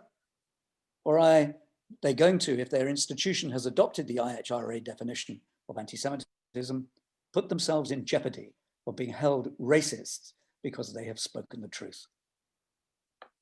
Thank you very much, Tom, for that exposition outlining the many ways in which teaching the subject of Israeli-Palestinian history, law, etc., faces anybody who wants to give students a reasonable and truthful account. And thank you also for detailing some of the discriminatory practices, which the Israeli state has implemented and still implements against the Palestinian minority. Okay, now for our next speaker is Mark Abel, also from the University of Brighton, where he teaches history and politics, including the Israeli-Palestinian conflict. He is the current chair of UCU, the UCU Coordinating Committee at the University of Brighton, and we very much look forward to you taking this forward, developing our subject. Thank you. Thanks, Garda, and hello, everybody. I've been invited to give an account of the experience at the University of Brighton recently, where the Board of Governors of the institution decided last November not to adopt the IHRA definition. Instead, they decided to set up a commission to report in 6 months. And this was something of a surprise. By its own account, the position of the University Executive Board, UEB, as late as October last year, was in favour of adoption of the definition, with the addition of the 2 caveats drawn up by the Home Affairs Select Committee. And many of us, I think, were convinced that this is what would happen when it was put to the Board of Governors in November. So something happened to induce the UEB at Brighton to change its position and recommend non-acceptance to the Board of Governors. And that can only have been the institution-wide consultation that the university undertook during November before the Board of Governors meeting. And in a sense, this is confirmed by the university's statement, which announced that it was not adopting the definition, which I'll quote. "A range of views were expressed, and while there was some support for the adoption of the IHRA definition, with the caveats recommended by the Home Affairs Select Committee, the majority of submissions reflected a concern about academic freedom. UEB concluded that the immediate adoption of the definition in full, including its examples, with or without caveats, would raise significant challenges in regard to its legal status, its precise application within the university's policy framework, and its position in regard to the freedom to explore a range of academic areas within a teaching, learning, and research framework. Significant weight was given to the substantial body of opinion formed and represented since the debate was opened at the Academic Board meeting on the 28th of October. So in other words, the consultation period was decisive at Brighton. And I want to say a bit about what happened. One feature of it was that the university specifically invited Brighton UCU to provide a submission. Now that in itself was rather unexpected, but may have been due to the fact that UCU had been proactive on this issue on the basis of the union's policy that Jonathan referred to when the first push for universities to adopt the definition was made in 2017. So having started early, that may have helped, and I'll say more about the UCU submission in a minute. What else happened? Well, there was no formal consultation process as such. UEB simply entrusted heads to relay the views of staff in their schools. Even where heads took this seriously, it amounted to little more than a message to all staff to express a view to their head if they wished to do so. So a group of people, some UCU committee members and some not, undertook to try and encourage some expressions of staff opinion which could be submitted, but which couldn't be written off simply as duplications of the UCU's submission. In several schools, we managed to overcome an initial unwillingness among staff to respond publicly to the invitation to express views. Getting people to respond publicly was crucial in getting others to express a view. In the end, this resulted in a series of very useful and powerful public contributions from academic staff addressing various concerns about the definition in relation to their own position as academics in the university. Some of the contributors identified themselves as Jewish. Many expressed opposition explicitly to anti-Semitism and a commitment to combating it. Just a few examples of some of the points made include one from someone teaching Holocaust studies that the reference to exaggerating the Holocaust was incoherent and would be problematic for their teaching. One from someone who identified themselves as from a country which has been subject to Israeli armed aggression and made the argument that their legitimate right to express opposition to that would be under threat under the definition. One which noted that the definition's conflation of criticism of Israel with anti-Semitism would mean that anti-Semitic supporters of Israel would be exculpated from the charge of anti-Semitism. One which noted that using the definition, Trump's Secretary of State Mike Pompeo was trying to designate as anti-Semitic Amnesty International, Oxfam, and Human Rights Watch.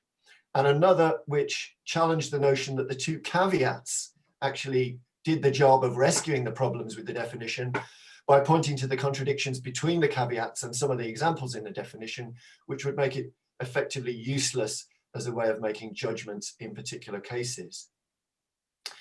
In addition to those statements which circulated, a petition was organized urging the university not to adopt the definition on the grounds that it would curtail independent scholarship and teaching and would expose the institution to potential legal challenges, either for failing to fulfill its statutory duty to defend freedom of expression or for failing to use the definition to police of anti-Semitism within the university. In other words, the university could be potentially putting itself in a legal and procedural double bind by adopting the definition. Now, it's worth asking, I think, which of these arguments carried most weight with senior managers at the University of Brighton. As a thoroughly corporatized post-92 university, Brighton's formal commitment to academic freedom hardly inspires confidence. It's contained within a so-called Code of Practice on Freedom of Speech, which consists of a summary of the legal obligations on the institution to protect freedom of expression, and, ironically, a longer section on its duty to limit it in certain circumstances via the prevent duty, etc. Shockingly, it actually contains no commitment by the university to guarantee freedom of expression. In these circumstances, we made a judgment that exclusively appealing to freedom of speech and academic freedom would not be sufficient to influence UEB. We decided we had to emphasize the negative effects of adoption, not in terms of principle, but in terms of the practical difficulties adoption would cause for management of the university. This meant highlighting the repercussions for the university of contested disciplinary or legal cases, which might generate fraught divisions within the institution, create minefields for managers, and attract negative publicity outside the university, as well as warning that it could fall foul of its legal obligations to defend freedom of expression. The UCU's submission pointed out that having adopted the definition, the university would find itself obliged to police all courses, lectures, reference materials, reading lists, meeting topics, scholarly activity, funded research, published outcomes, and potentially social media posts as well. It spoke of the likelihood of legal cases and raised the possibility of industrial disputes, as the UCU would be obliged to defend its members facing sanction on the basis of the definition. Now, there's no way of knowing which of these elements was decisive in changing the university's mind. I suspect there were two elements to it. First, that more members of staff than they expected were prepared to speak out publicly against adoption of the definition. And second, that they got enough of the message about the potential problems adoption would cause them in the running of the institution to start to feel that adoption might, after all, be the riskier option from a corporate point of view. There is evidence that this is the case from the university's statement that I quoted from earlier, when they referred to the significant challenges in regard to the definition's legal status and its precise application within the university's policy framework. The threat of adoption of the definition hasn't completely been removed at Brighton.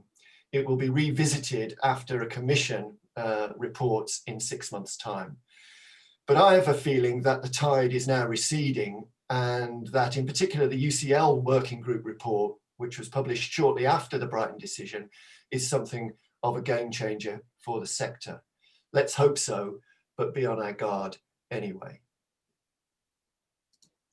Thank you very much for my not having to remind you and give you the 1 minute deadline and so on. Thanks for keeping to time. And of course, you know, it's no accident that academia is so targeted by the supporters of Israel through this IHRA definition. It's obvious. If you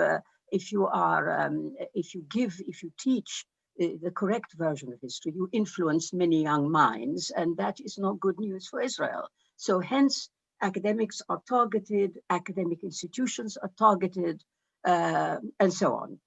Now, before we go to questions, I really just wanted to, first of all, thank both speakers for focusing on precisely on the academic perspective.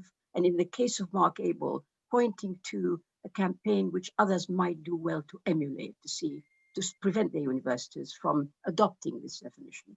But you know, overall, as a Palestinian, I just want to tell you that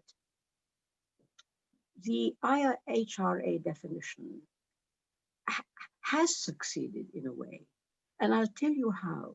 It succeeded in keeping us all busy speaking about it.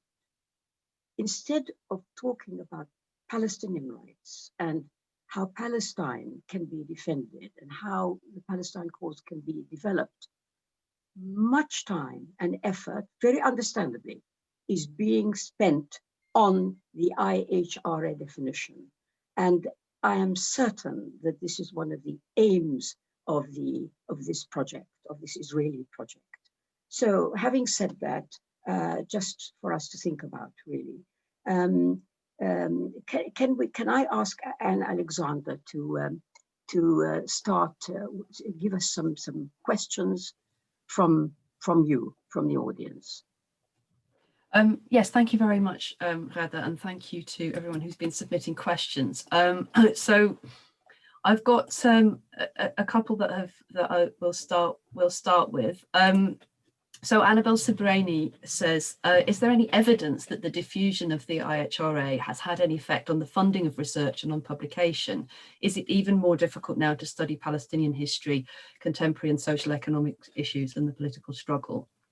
And then a second question, this is a direct one for Tom Hickey from Adam. He says, how can we successfully demonstrate that the founding legal documents of Israel were racist against the Palestinian indigenous population by means of excluding them from the definition of the people, even though Arabic was awarded a status of an official language? Right, thank you very much. Can I ask maybe Mark to deal with the first question, and Tom obviously can comment on that too.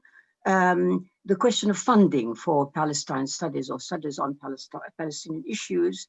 Can I ask you to do that, Mark? Well, I'm not sure I can, to be honest. I don't really have any concrete information about that. I suspect it has had some effect, but I'm not able to provide any concrete evidence of it. Sorry about that. And not at the University of Brighton. You don't know of examples like that. Not aware of it. Not aware of it. All right. Can I ask Tom to deal with the second question? Well, can I just make a remark about the first one first? The question is about whether the diffusion of the IHRA has had a negative effect on research and teaching about Palestine. But I don't think that it will be easy to get that evidence yet. It will take some time.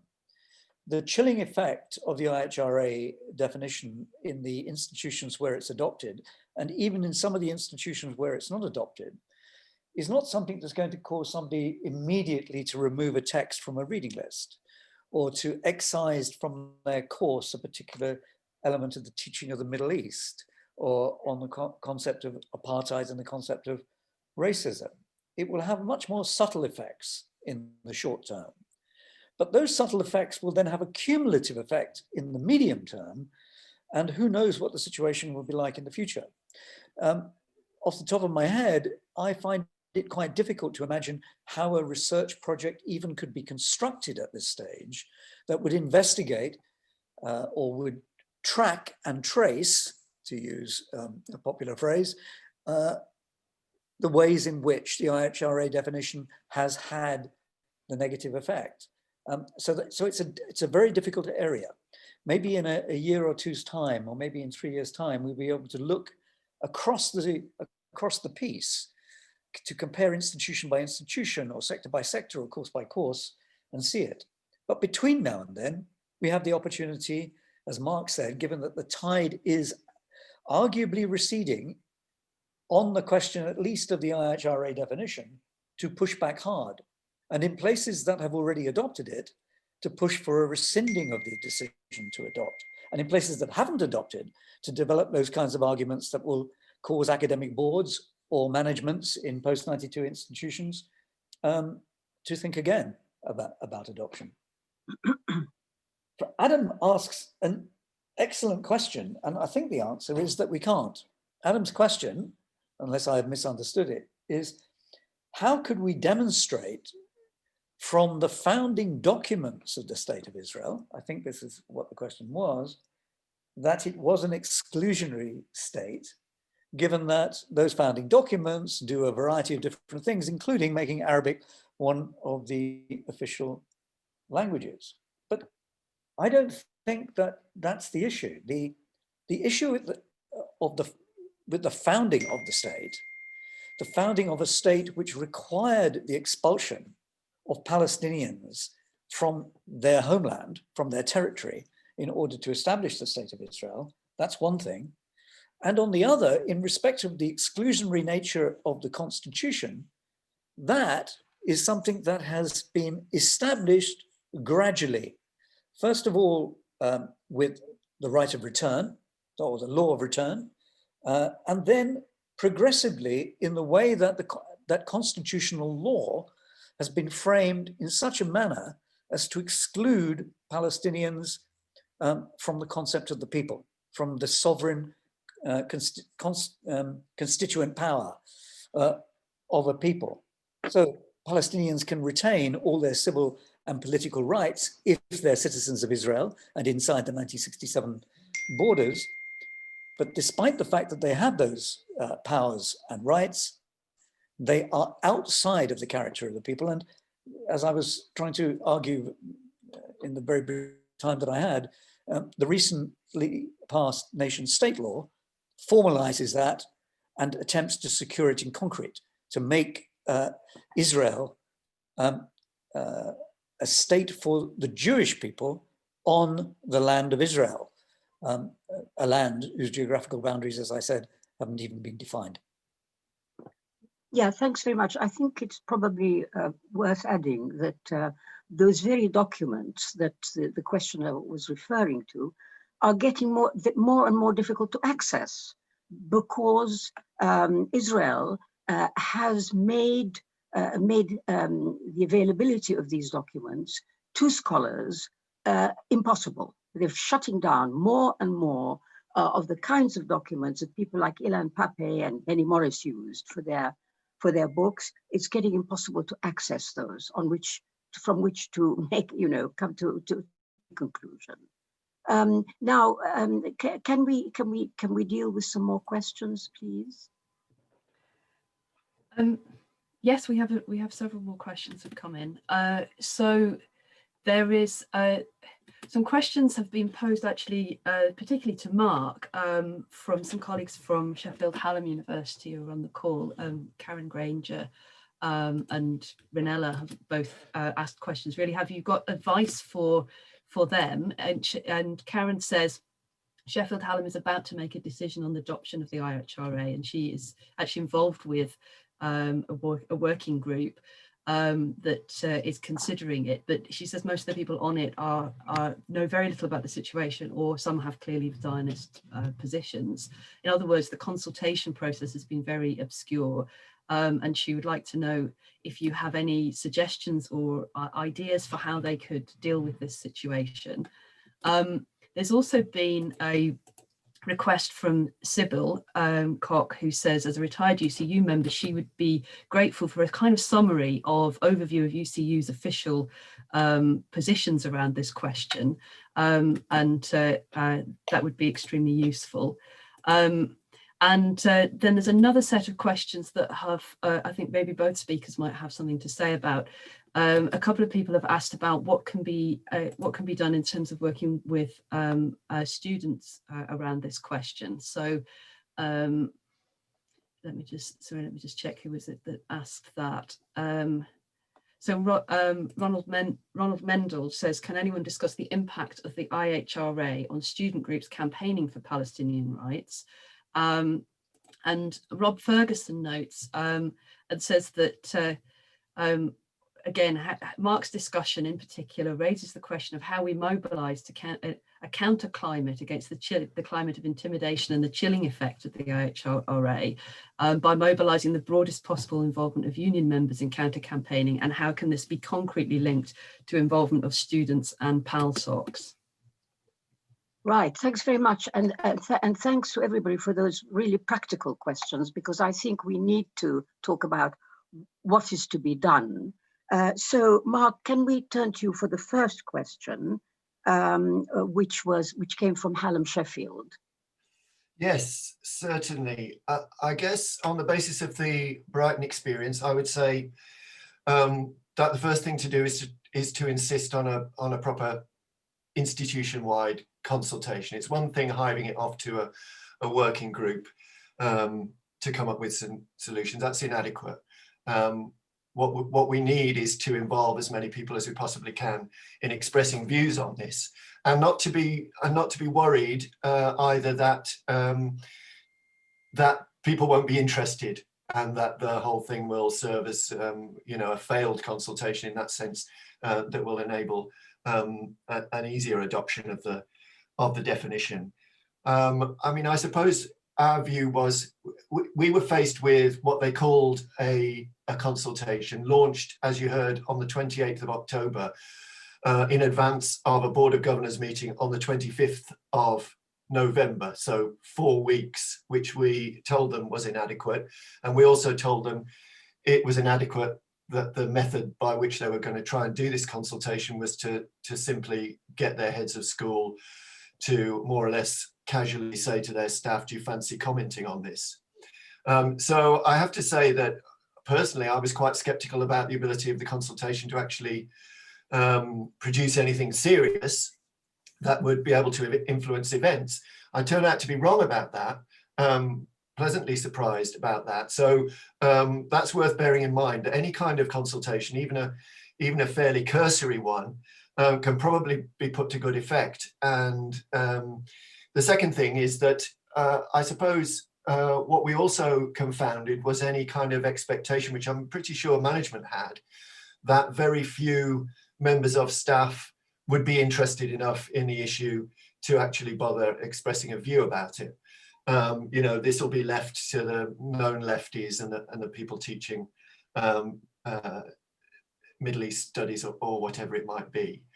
And again, you know, we confounded that, and I was pleasantly surprised by the number of people who eventually, after initial, there was this reluctance at first, and we had the phenomenon of people replying privately to the heads of school about their views. And you know, let's make it public. Let's start a debate here. But we eventually got there, even in this in this short time scale. So those are the kinds of things you need to try and get set up and make the argument to management that you know, they're behaving fundamentally undemocratically if they fail to do that for an issue such as this. It shouldn't lie in their hands to make a judgment about something as important as this. The other thing to say in response to the question about the counterculture, I mean, you know, the chilling effect, when Garda says the definition's already done its work, in a sense, whether it's been adopted or not, there's an element of truth to that. I mean, I now find myself starting my course on Israel-Palestine by, you know, warning the students that this is, you know, extremely contested territory, and not in a plain old-fashioned academic way. It's you know, there are nasty political battles involved here, but that they shouldn't shy away from them. And you know, we're about getting to the truth of the matter and so on. And we have to discuss accusations of anti-Semitism and the IHRA definition as part of the course. Inevitably, we do. And you can see the chilling effect on people, because people don't want to be accused of anti-Semitism, and you know, they start to think, oh, maybe there's a little bit of truth to it, or whatever, or maybe it's just easier if I shut up. So I think it's totally right the way that I think it was Ron who put this in the question. Is the only way to counter that really is by collectivizing it as much as possible. By creating a common voice, a wider expression of opposition to the conflation of anti-Semitism with anti-Zionism or support for or criticism of Israel, so that people feel less isolated about that. This is not me personally being anti-Semitic. I'm not putting myself at risk. And the proof of this is there are a bunch of other people around me saying the same thing and prepared to stick up for me. So here again, collective organization is I think really important, the role of the union in this. Just finally then, on the question about the union's policy, people should the two can look for these on the UCU's national website. Two motions, one in 2017 and one in 2018, specifically about the IHRA definition, opposition to it, and encouraging resistance to its adoption in higher education and further education institutions. That's great. Thanks a lot. Very, very useful. Tom, do you want to talk about the UCU position on the IHRA, and maybe something about students and how they can be helped to withstand the impact of this definition on their campaigning? Yes, sure. But first, I'd just like to add one little element, actually quite an important element to what Mark had to say. I don't disagree with what Mark was saying at all. But Mark did in his talk make reference to the report of the working group set up by the academic board at University College London on racism and anti-Semitism, focused on the IHRA definition.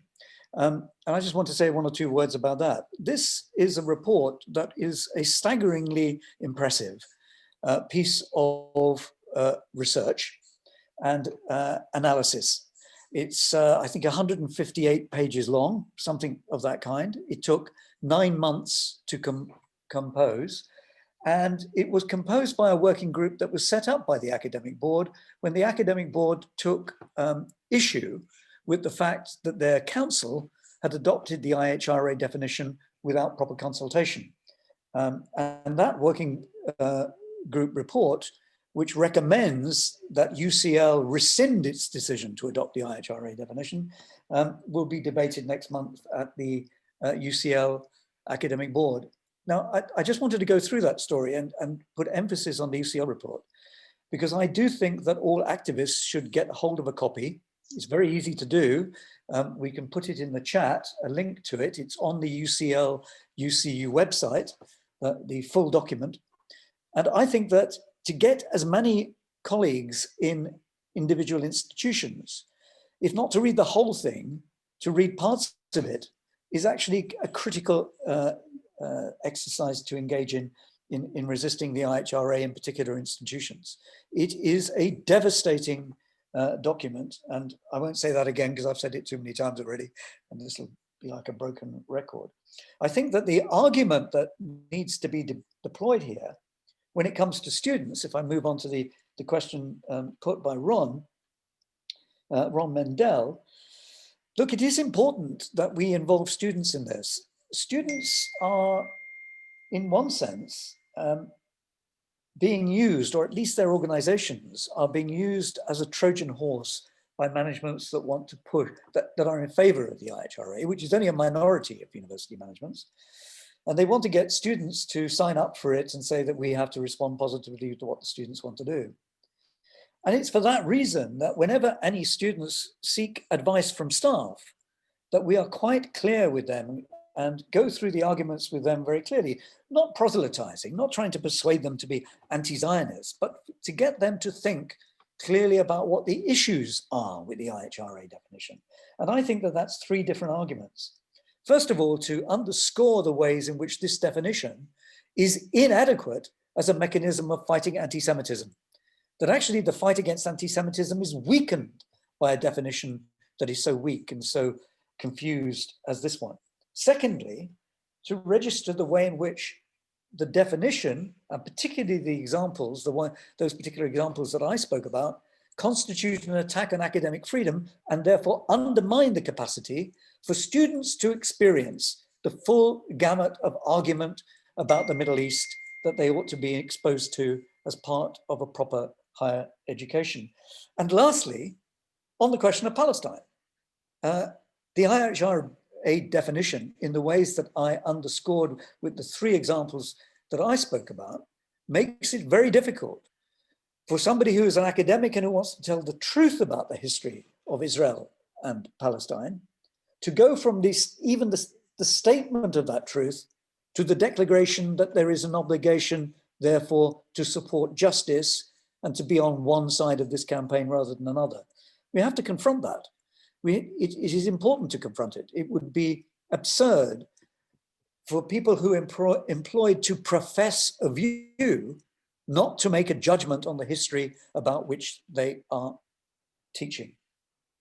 Finally, on the question of the UCU, I just got up on my screen the two motions from 2017 and 2018 that Mark was speaking about, and I think it would be, I don't think it would take too long for me just to tell you what they are. In 2017, it says Congress notes the UCU's exemplary anti-racist work, for example, Holocaust Memorial Day materials, policy dissociating the UCU from the EUMC working definition in the past. It noticed that the definition is close similarity to previous definitions that had the same purposes, and that there is a government-inspired attempt to ban Palestine solidarity events, and it names Israel Apartheid Week. That motion in 17 says, UCU condemns all form of racial and religious hatred or discrimination. It commits itself to free speech and academic freedom, and it underscores the importance of open campus debate on Israel-Palestine.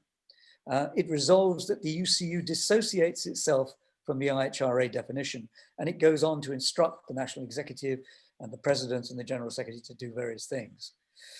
In 2018, Congress noted continuing attempts to conflate anti-Semitism and anti-Zionism.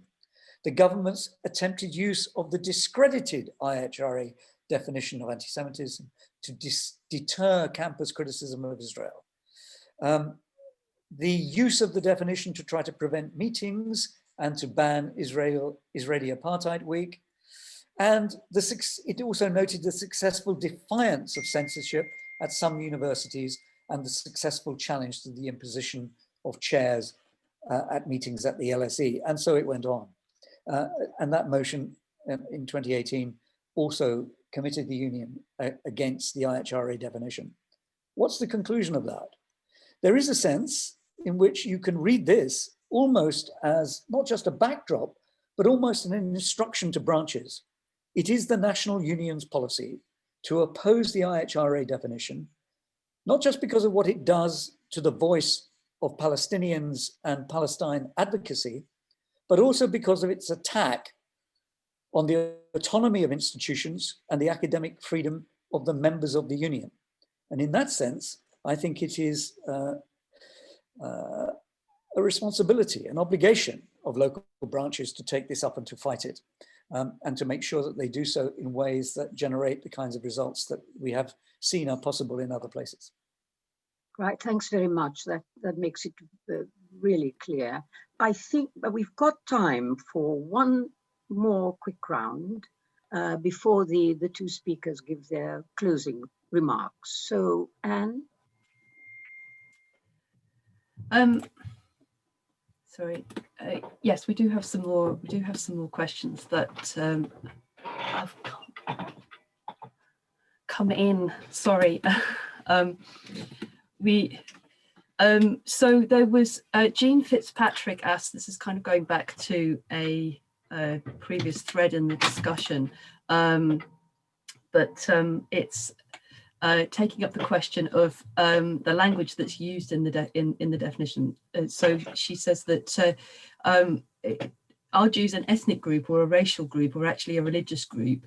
And all have been used, these have all been used in different ways by different speakers. Are these interchangeable definitions, and does it matter to the points that are being made today? So if the speakers have any comments on that. And then finally, there was, I mean, in a way, I think Tom has partially just responded to that. But Jeff from London South Bank University actually asked in the first session about, you know, what, surely it's important to be proactive through our unions, through UCU, and how can we effectively organise for that and demand that the IHRA is not adopted in places where it hasn't been. And perhaps if the two speakers have any reflections on, in the current context, how that could take shape. Thanks, Anna. Honestly, very important questions. Go to the heart of this issue. I don't know who to suggest, but I think both of you will have opinions on both those questions. So maybe we just go back to Mark to deal with those two, and maybe your concluding remarks as well, and then we'll go to Tom. So the first is, are Jews an ethnic, racial, religious group? And does it matter? And the second thing, how can people be proactive? How do you fight this at other universities? I don't think it does matter in relation to the debate that we're having, how Jews are defined. I'll let Tom say a bit more about that. The question is, you know, about the conflation of Jews with Israel. So however Jews are defined, it's the conflation of them with Israel that's the problem, and it's necessary to separate that out, and that's the problem, the central problem of the definition. Just to respond on the more practical questions, and the issue of being proactive. I mentioned in my opening remarks that we may have been helped to a certain extent at Brighton by the fact that we'd already done some work on this. That's certainly, I think, the reason why we were specifically asked as the UCU to make a submission to the consultation. The management felt that they couldn't leave us out, given that we'd already raised it with them before. So I guess there's a lesson in there. I mean, you can't go back now in time and respond to the first time this happened, but what you can do is make sure that you are raising the issue and not simply waiting for it to come and hit you. So I don't know what the situation is in most universities. I imagine something's happening about considering adoption or non-adoption in most of them. But if it hasn't happened, or if there's been no public statement about it and people haven't been involved, then I think it's a good idea if the UCU or any other group of staff actually take the trouble to ask about it. What's going on? We understand that there's a push to adopt this definition. Are you going to do it? And if so, what kind of consultation process or deliberation are you going to make? And let's, tell us about it, and how can we be involved? I'm sorry to interrupt, but I'm afraid we've run into the time for the next session, and I don't think there'll be time for speakers to sum up, or even Tom, if you wouldn't mind, to answer that question, because we really are overrun. Okay. I'm chairing the next session, which is why I'm butting in. All right. Well, look, if that's if we've run out of time, I mean, I just want to thank the two speakers and thank all the questioners. Very important session, practical lessons, and lots of issues that have been raised. Right. So, I only have one thing to say. Please let me just get this in one sentence. We shouldn't underestimate the degree of failure of those who are pushing the IHRA definition in universities. Our latest estimate is that only 48 out of 163 higher education institutions have so far adopted, and the majority of those that have adopted it with caveats that significantly weaken the capacity of the definition to do damage to academic freedom. So that's fine. At the moment, in any form of adoption, less than a third of those of higher education institutions have adopted. There is everything for colleagues to play for here. Excellent. Thank you very much. A very uplifting note to end on, and it reinforces the point that I'm going to use my privilege as chair to make, that to all those who asked, what can we do about this? What can we do to counter it? My answer is, insofar as the definition, part of it, the reason for it, is to divert attention from Palestine. The answer is you put the attention back on Palestine. That's the best way to fight this, not to deal with it so much as to return the Palestine issue center stage. Thanks. I need to hand over to Jonathan, I think. Thank you, Radha. I'm sorry to have interrupted, but we know this is a long briefing and we don't want to extend it beyond the time we said that we would finish. First of all, I'd like to apologize on behalf of the organizers that the video of the big ride didn't work as intended. I believe we're going to play it at the end when the speaking stops, but also there's a link to that video being put into the chat. I also have to say that one of the speakers that we had billed, Leila Assam, who is the president of the PALSOC at Bristol University, unfortunately is unable to be with us, so that it's just going to be Richard Cooper, and then I will quickly wrap up. So I'm very pleased to be introducing Richard Cooper. He is known to many people as the founder of Pluto Press. He was for many years a higher education teacher. He's a UCU union activist. He was founder of JJP, Jews for Justice for Palestinians in 2002, and he's a member of the Jewish Voice for Labour Committee. Over to Richard. Thank you very much, Jonathan, and thanks enormously to the contributions that we've heard today. There has been real substance in all of them, and I look forward to their publication and our extracting from them all the words of wisdom and all the guidance that they've offered. My talk inevitably will go over some of that ground. I hope it won't be too repetitive. I had been intending to say something about the early history of the UNC document, but I'll leave that out and try and get more into the meat of it. The central weakness of the IHRA definition was put very well by Justice Stephen Sedley, who said, "It fails the test of any definition. It is indefinite. Supplementing a poor 38-word definition with illustrations which might, taking into account the context, be anti-Semitic or might not, is of no real help in judging in any particular case whether an example is anti-Semitic." The real danger of this document, in my view, is not that it rules out criticism of Israel. It is rather that it is based on a presumption that such criticism is likely to be anti-Semitic. Perhaps a 50-50 chance, say. It places the onus on the critic to prove they are not anti-Semitic. Presumed guilty, but you can try to prove you're not. Can criticism of Israel be anti-Semitic? Undoubtedly, if it shows prejudice, hostility, or hatred towards Jews as Jews, which seems to me all you need to have a perfectly workable definition of anti-Semitism. To put it another way, criticism of Israel is anti-Semitic if and insofar as it is anti-Semitic, without any reference to Israel. Yes. But as pointed out, the document does chill discussion.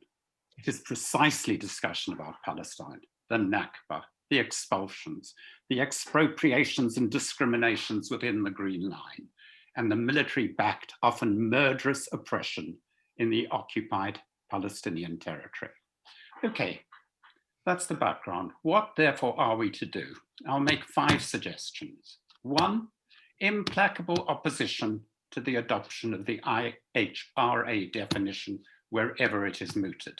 I won't expand on this. We've had fantastic kind of contributions. The Brighton University one was exemplary. The University College London attempt to reverse the adoption is incredibly valuable intellectually and an incredibly important political intervention. But 2, let us insist on discussing anti-Semitism. We oppose anti-Semitism with a passion, but to do that, we must insist on the right and the necessity of understanding it. The IHRA definition helps precious little in this regard. So in this respect, I would commend highly a variety of other definitions to work with. The UCU produced a very important challenging anti-Semitism leaflet. It should be widely circulated. Jewish Waste for Labor and Free Speech on Israel produced a what is and what is not anti-Semitic misconduct leaflet. In addition to that, I would even include the Board of Deputies of British Jews, who last year produced a document with the CST called Protecting the Jewish Community from Anti-Semitism on Facebook, a 16-page document which doesn't even bother to mention the IHRA definition once. It says essentially, anti-Semitism is discrimination, prejudice, or hostility against Jews.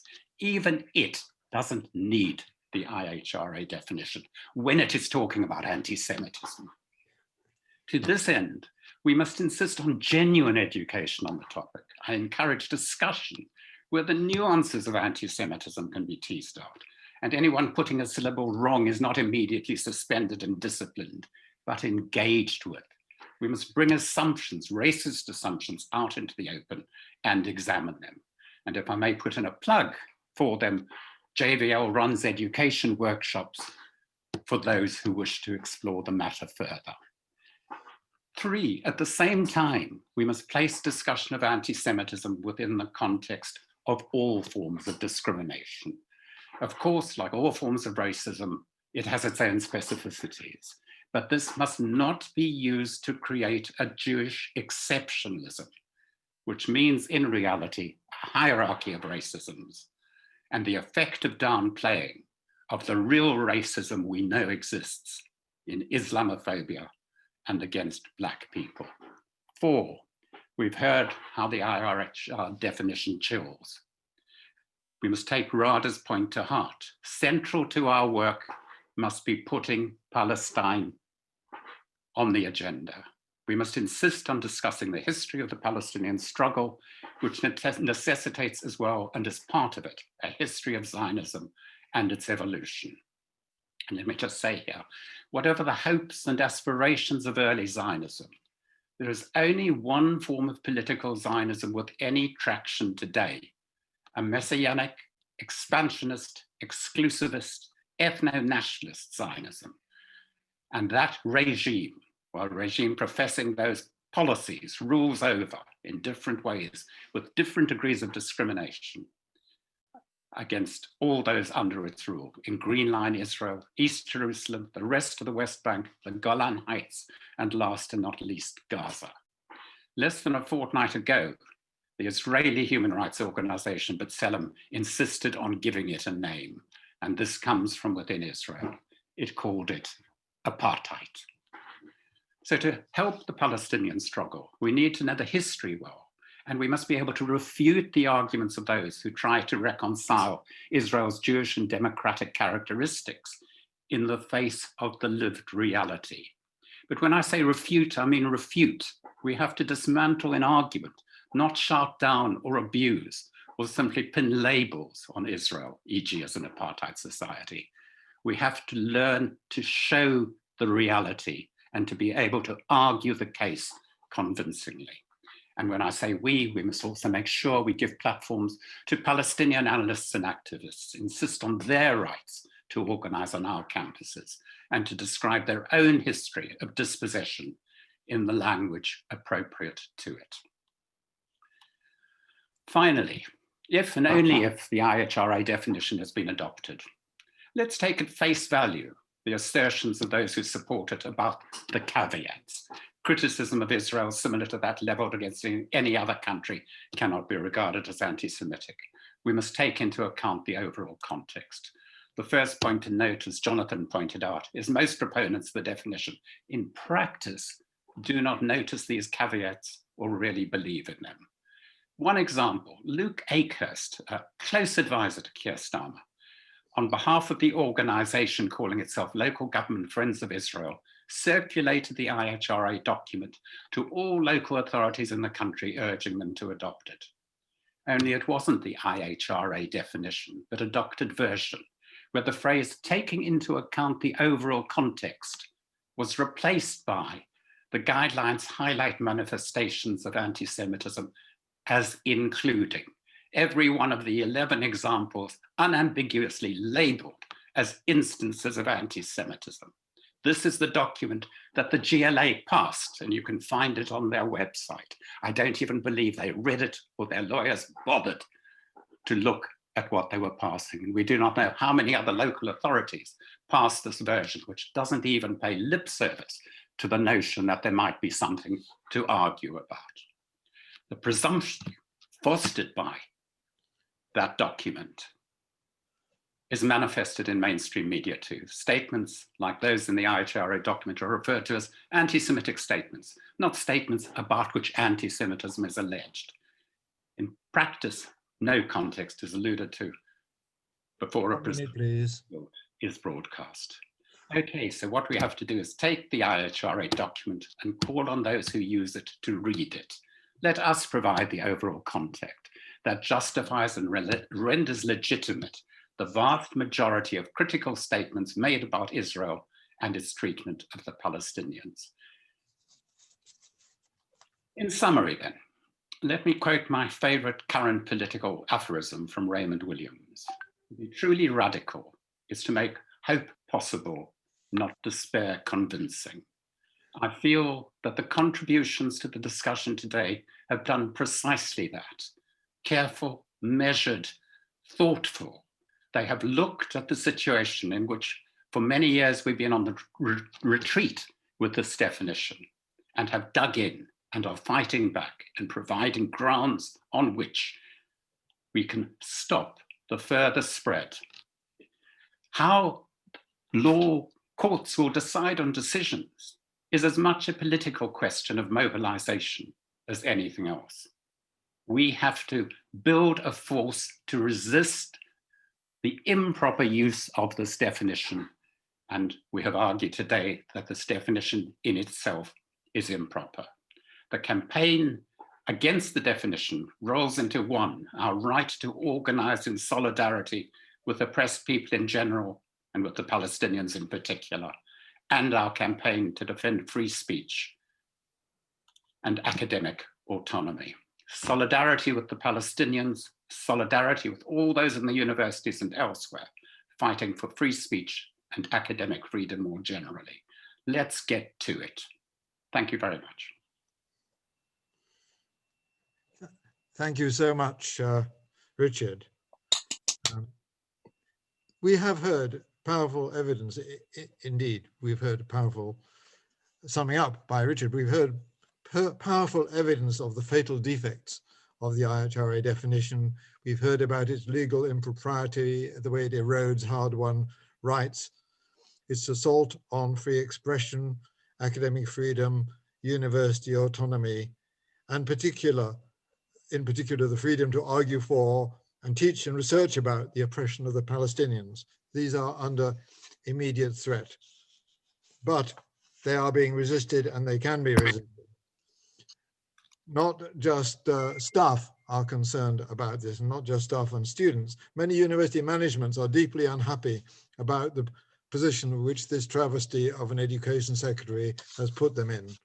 But it can be an opportunity to actually demonstrate and dramatize to everybody the improper nature of the definition itself, as well as Gavin Williamson's attempt to force it down the throats of unwilling universities.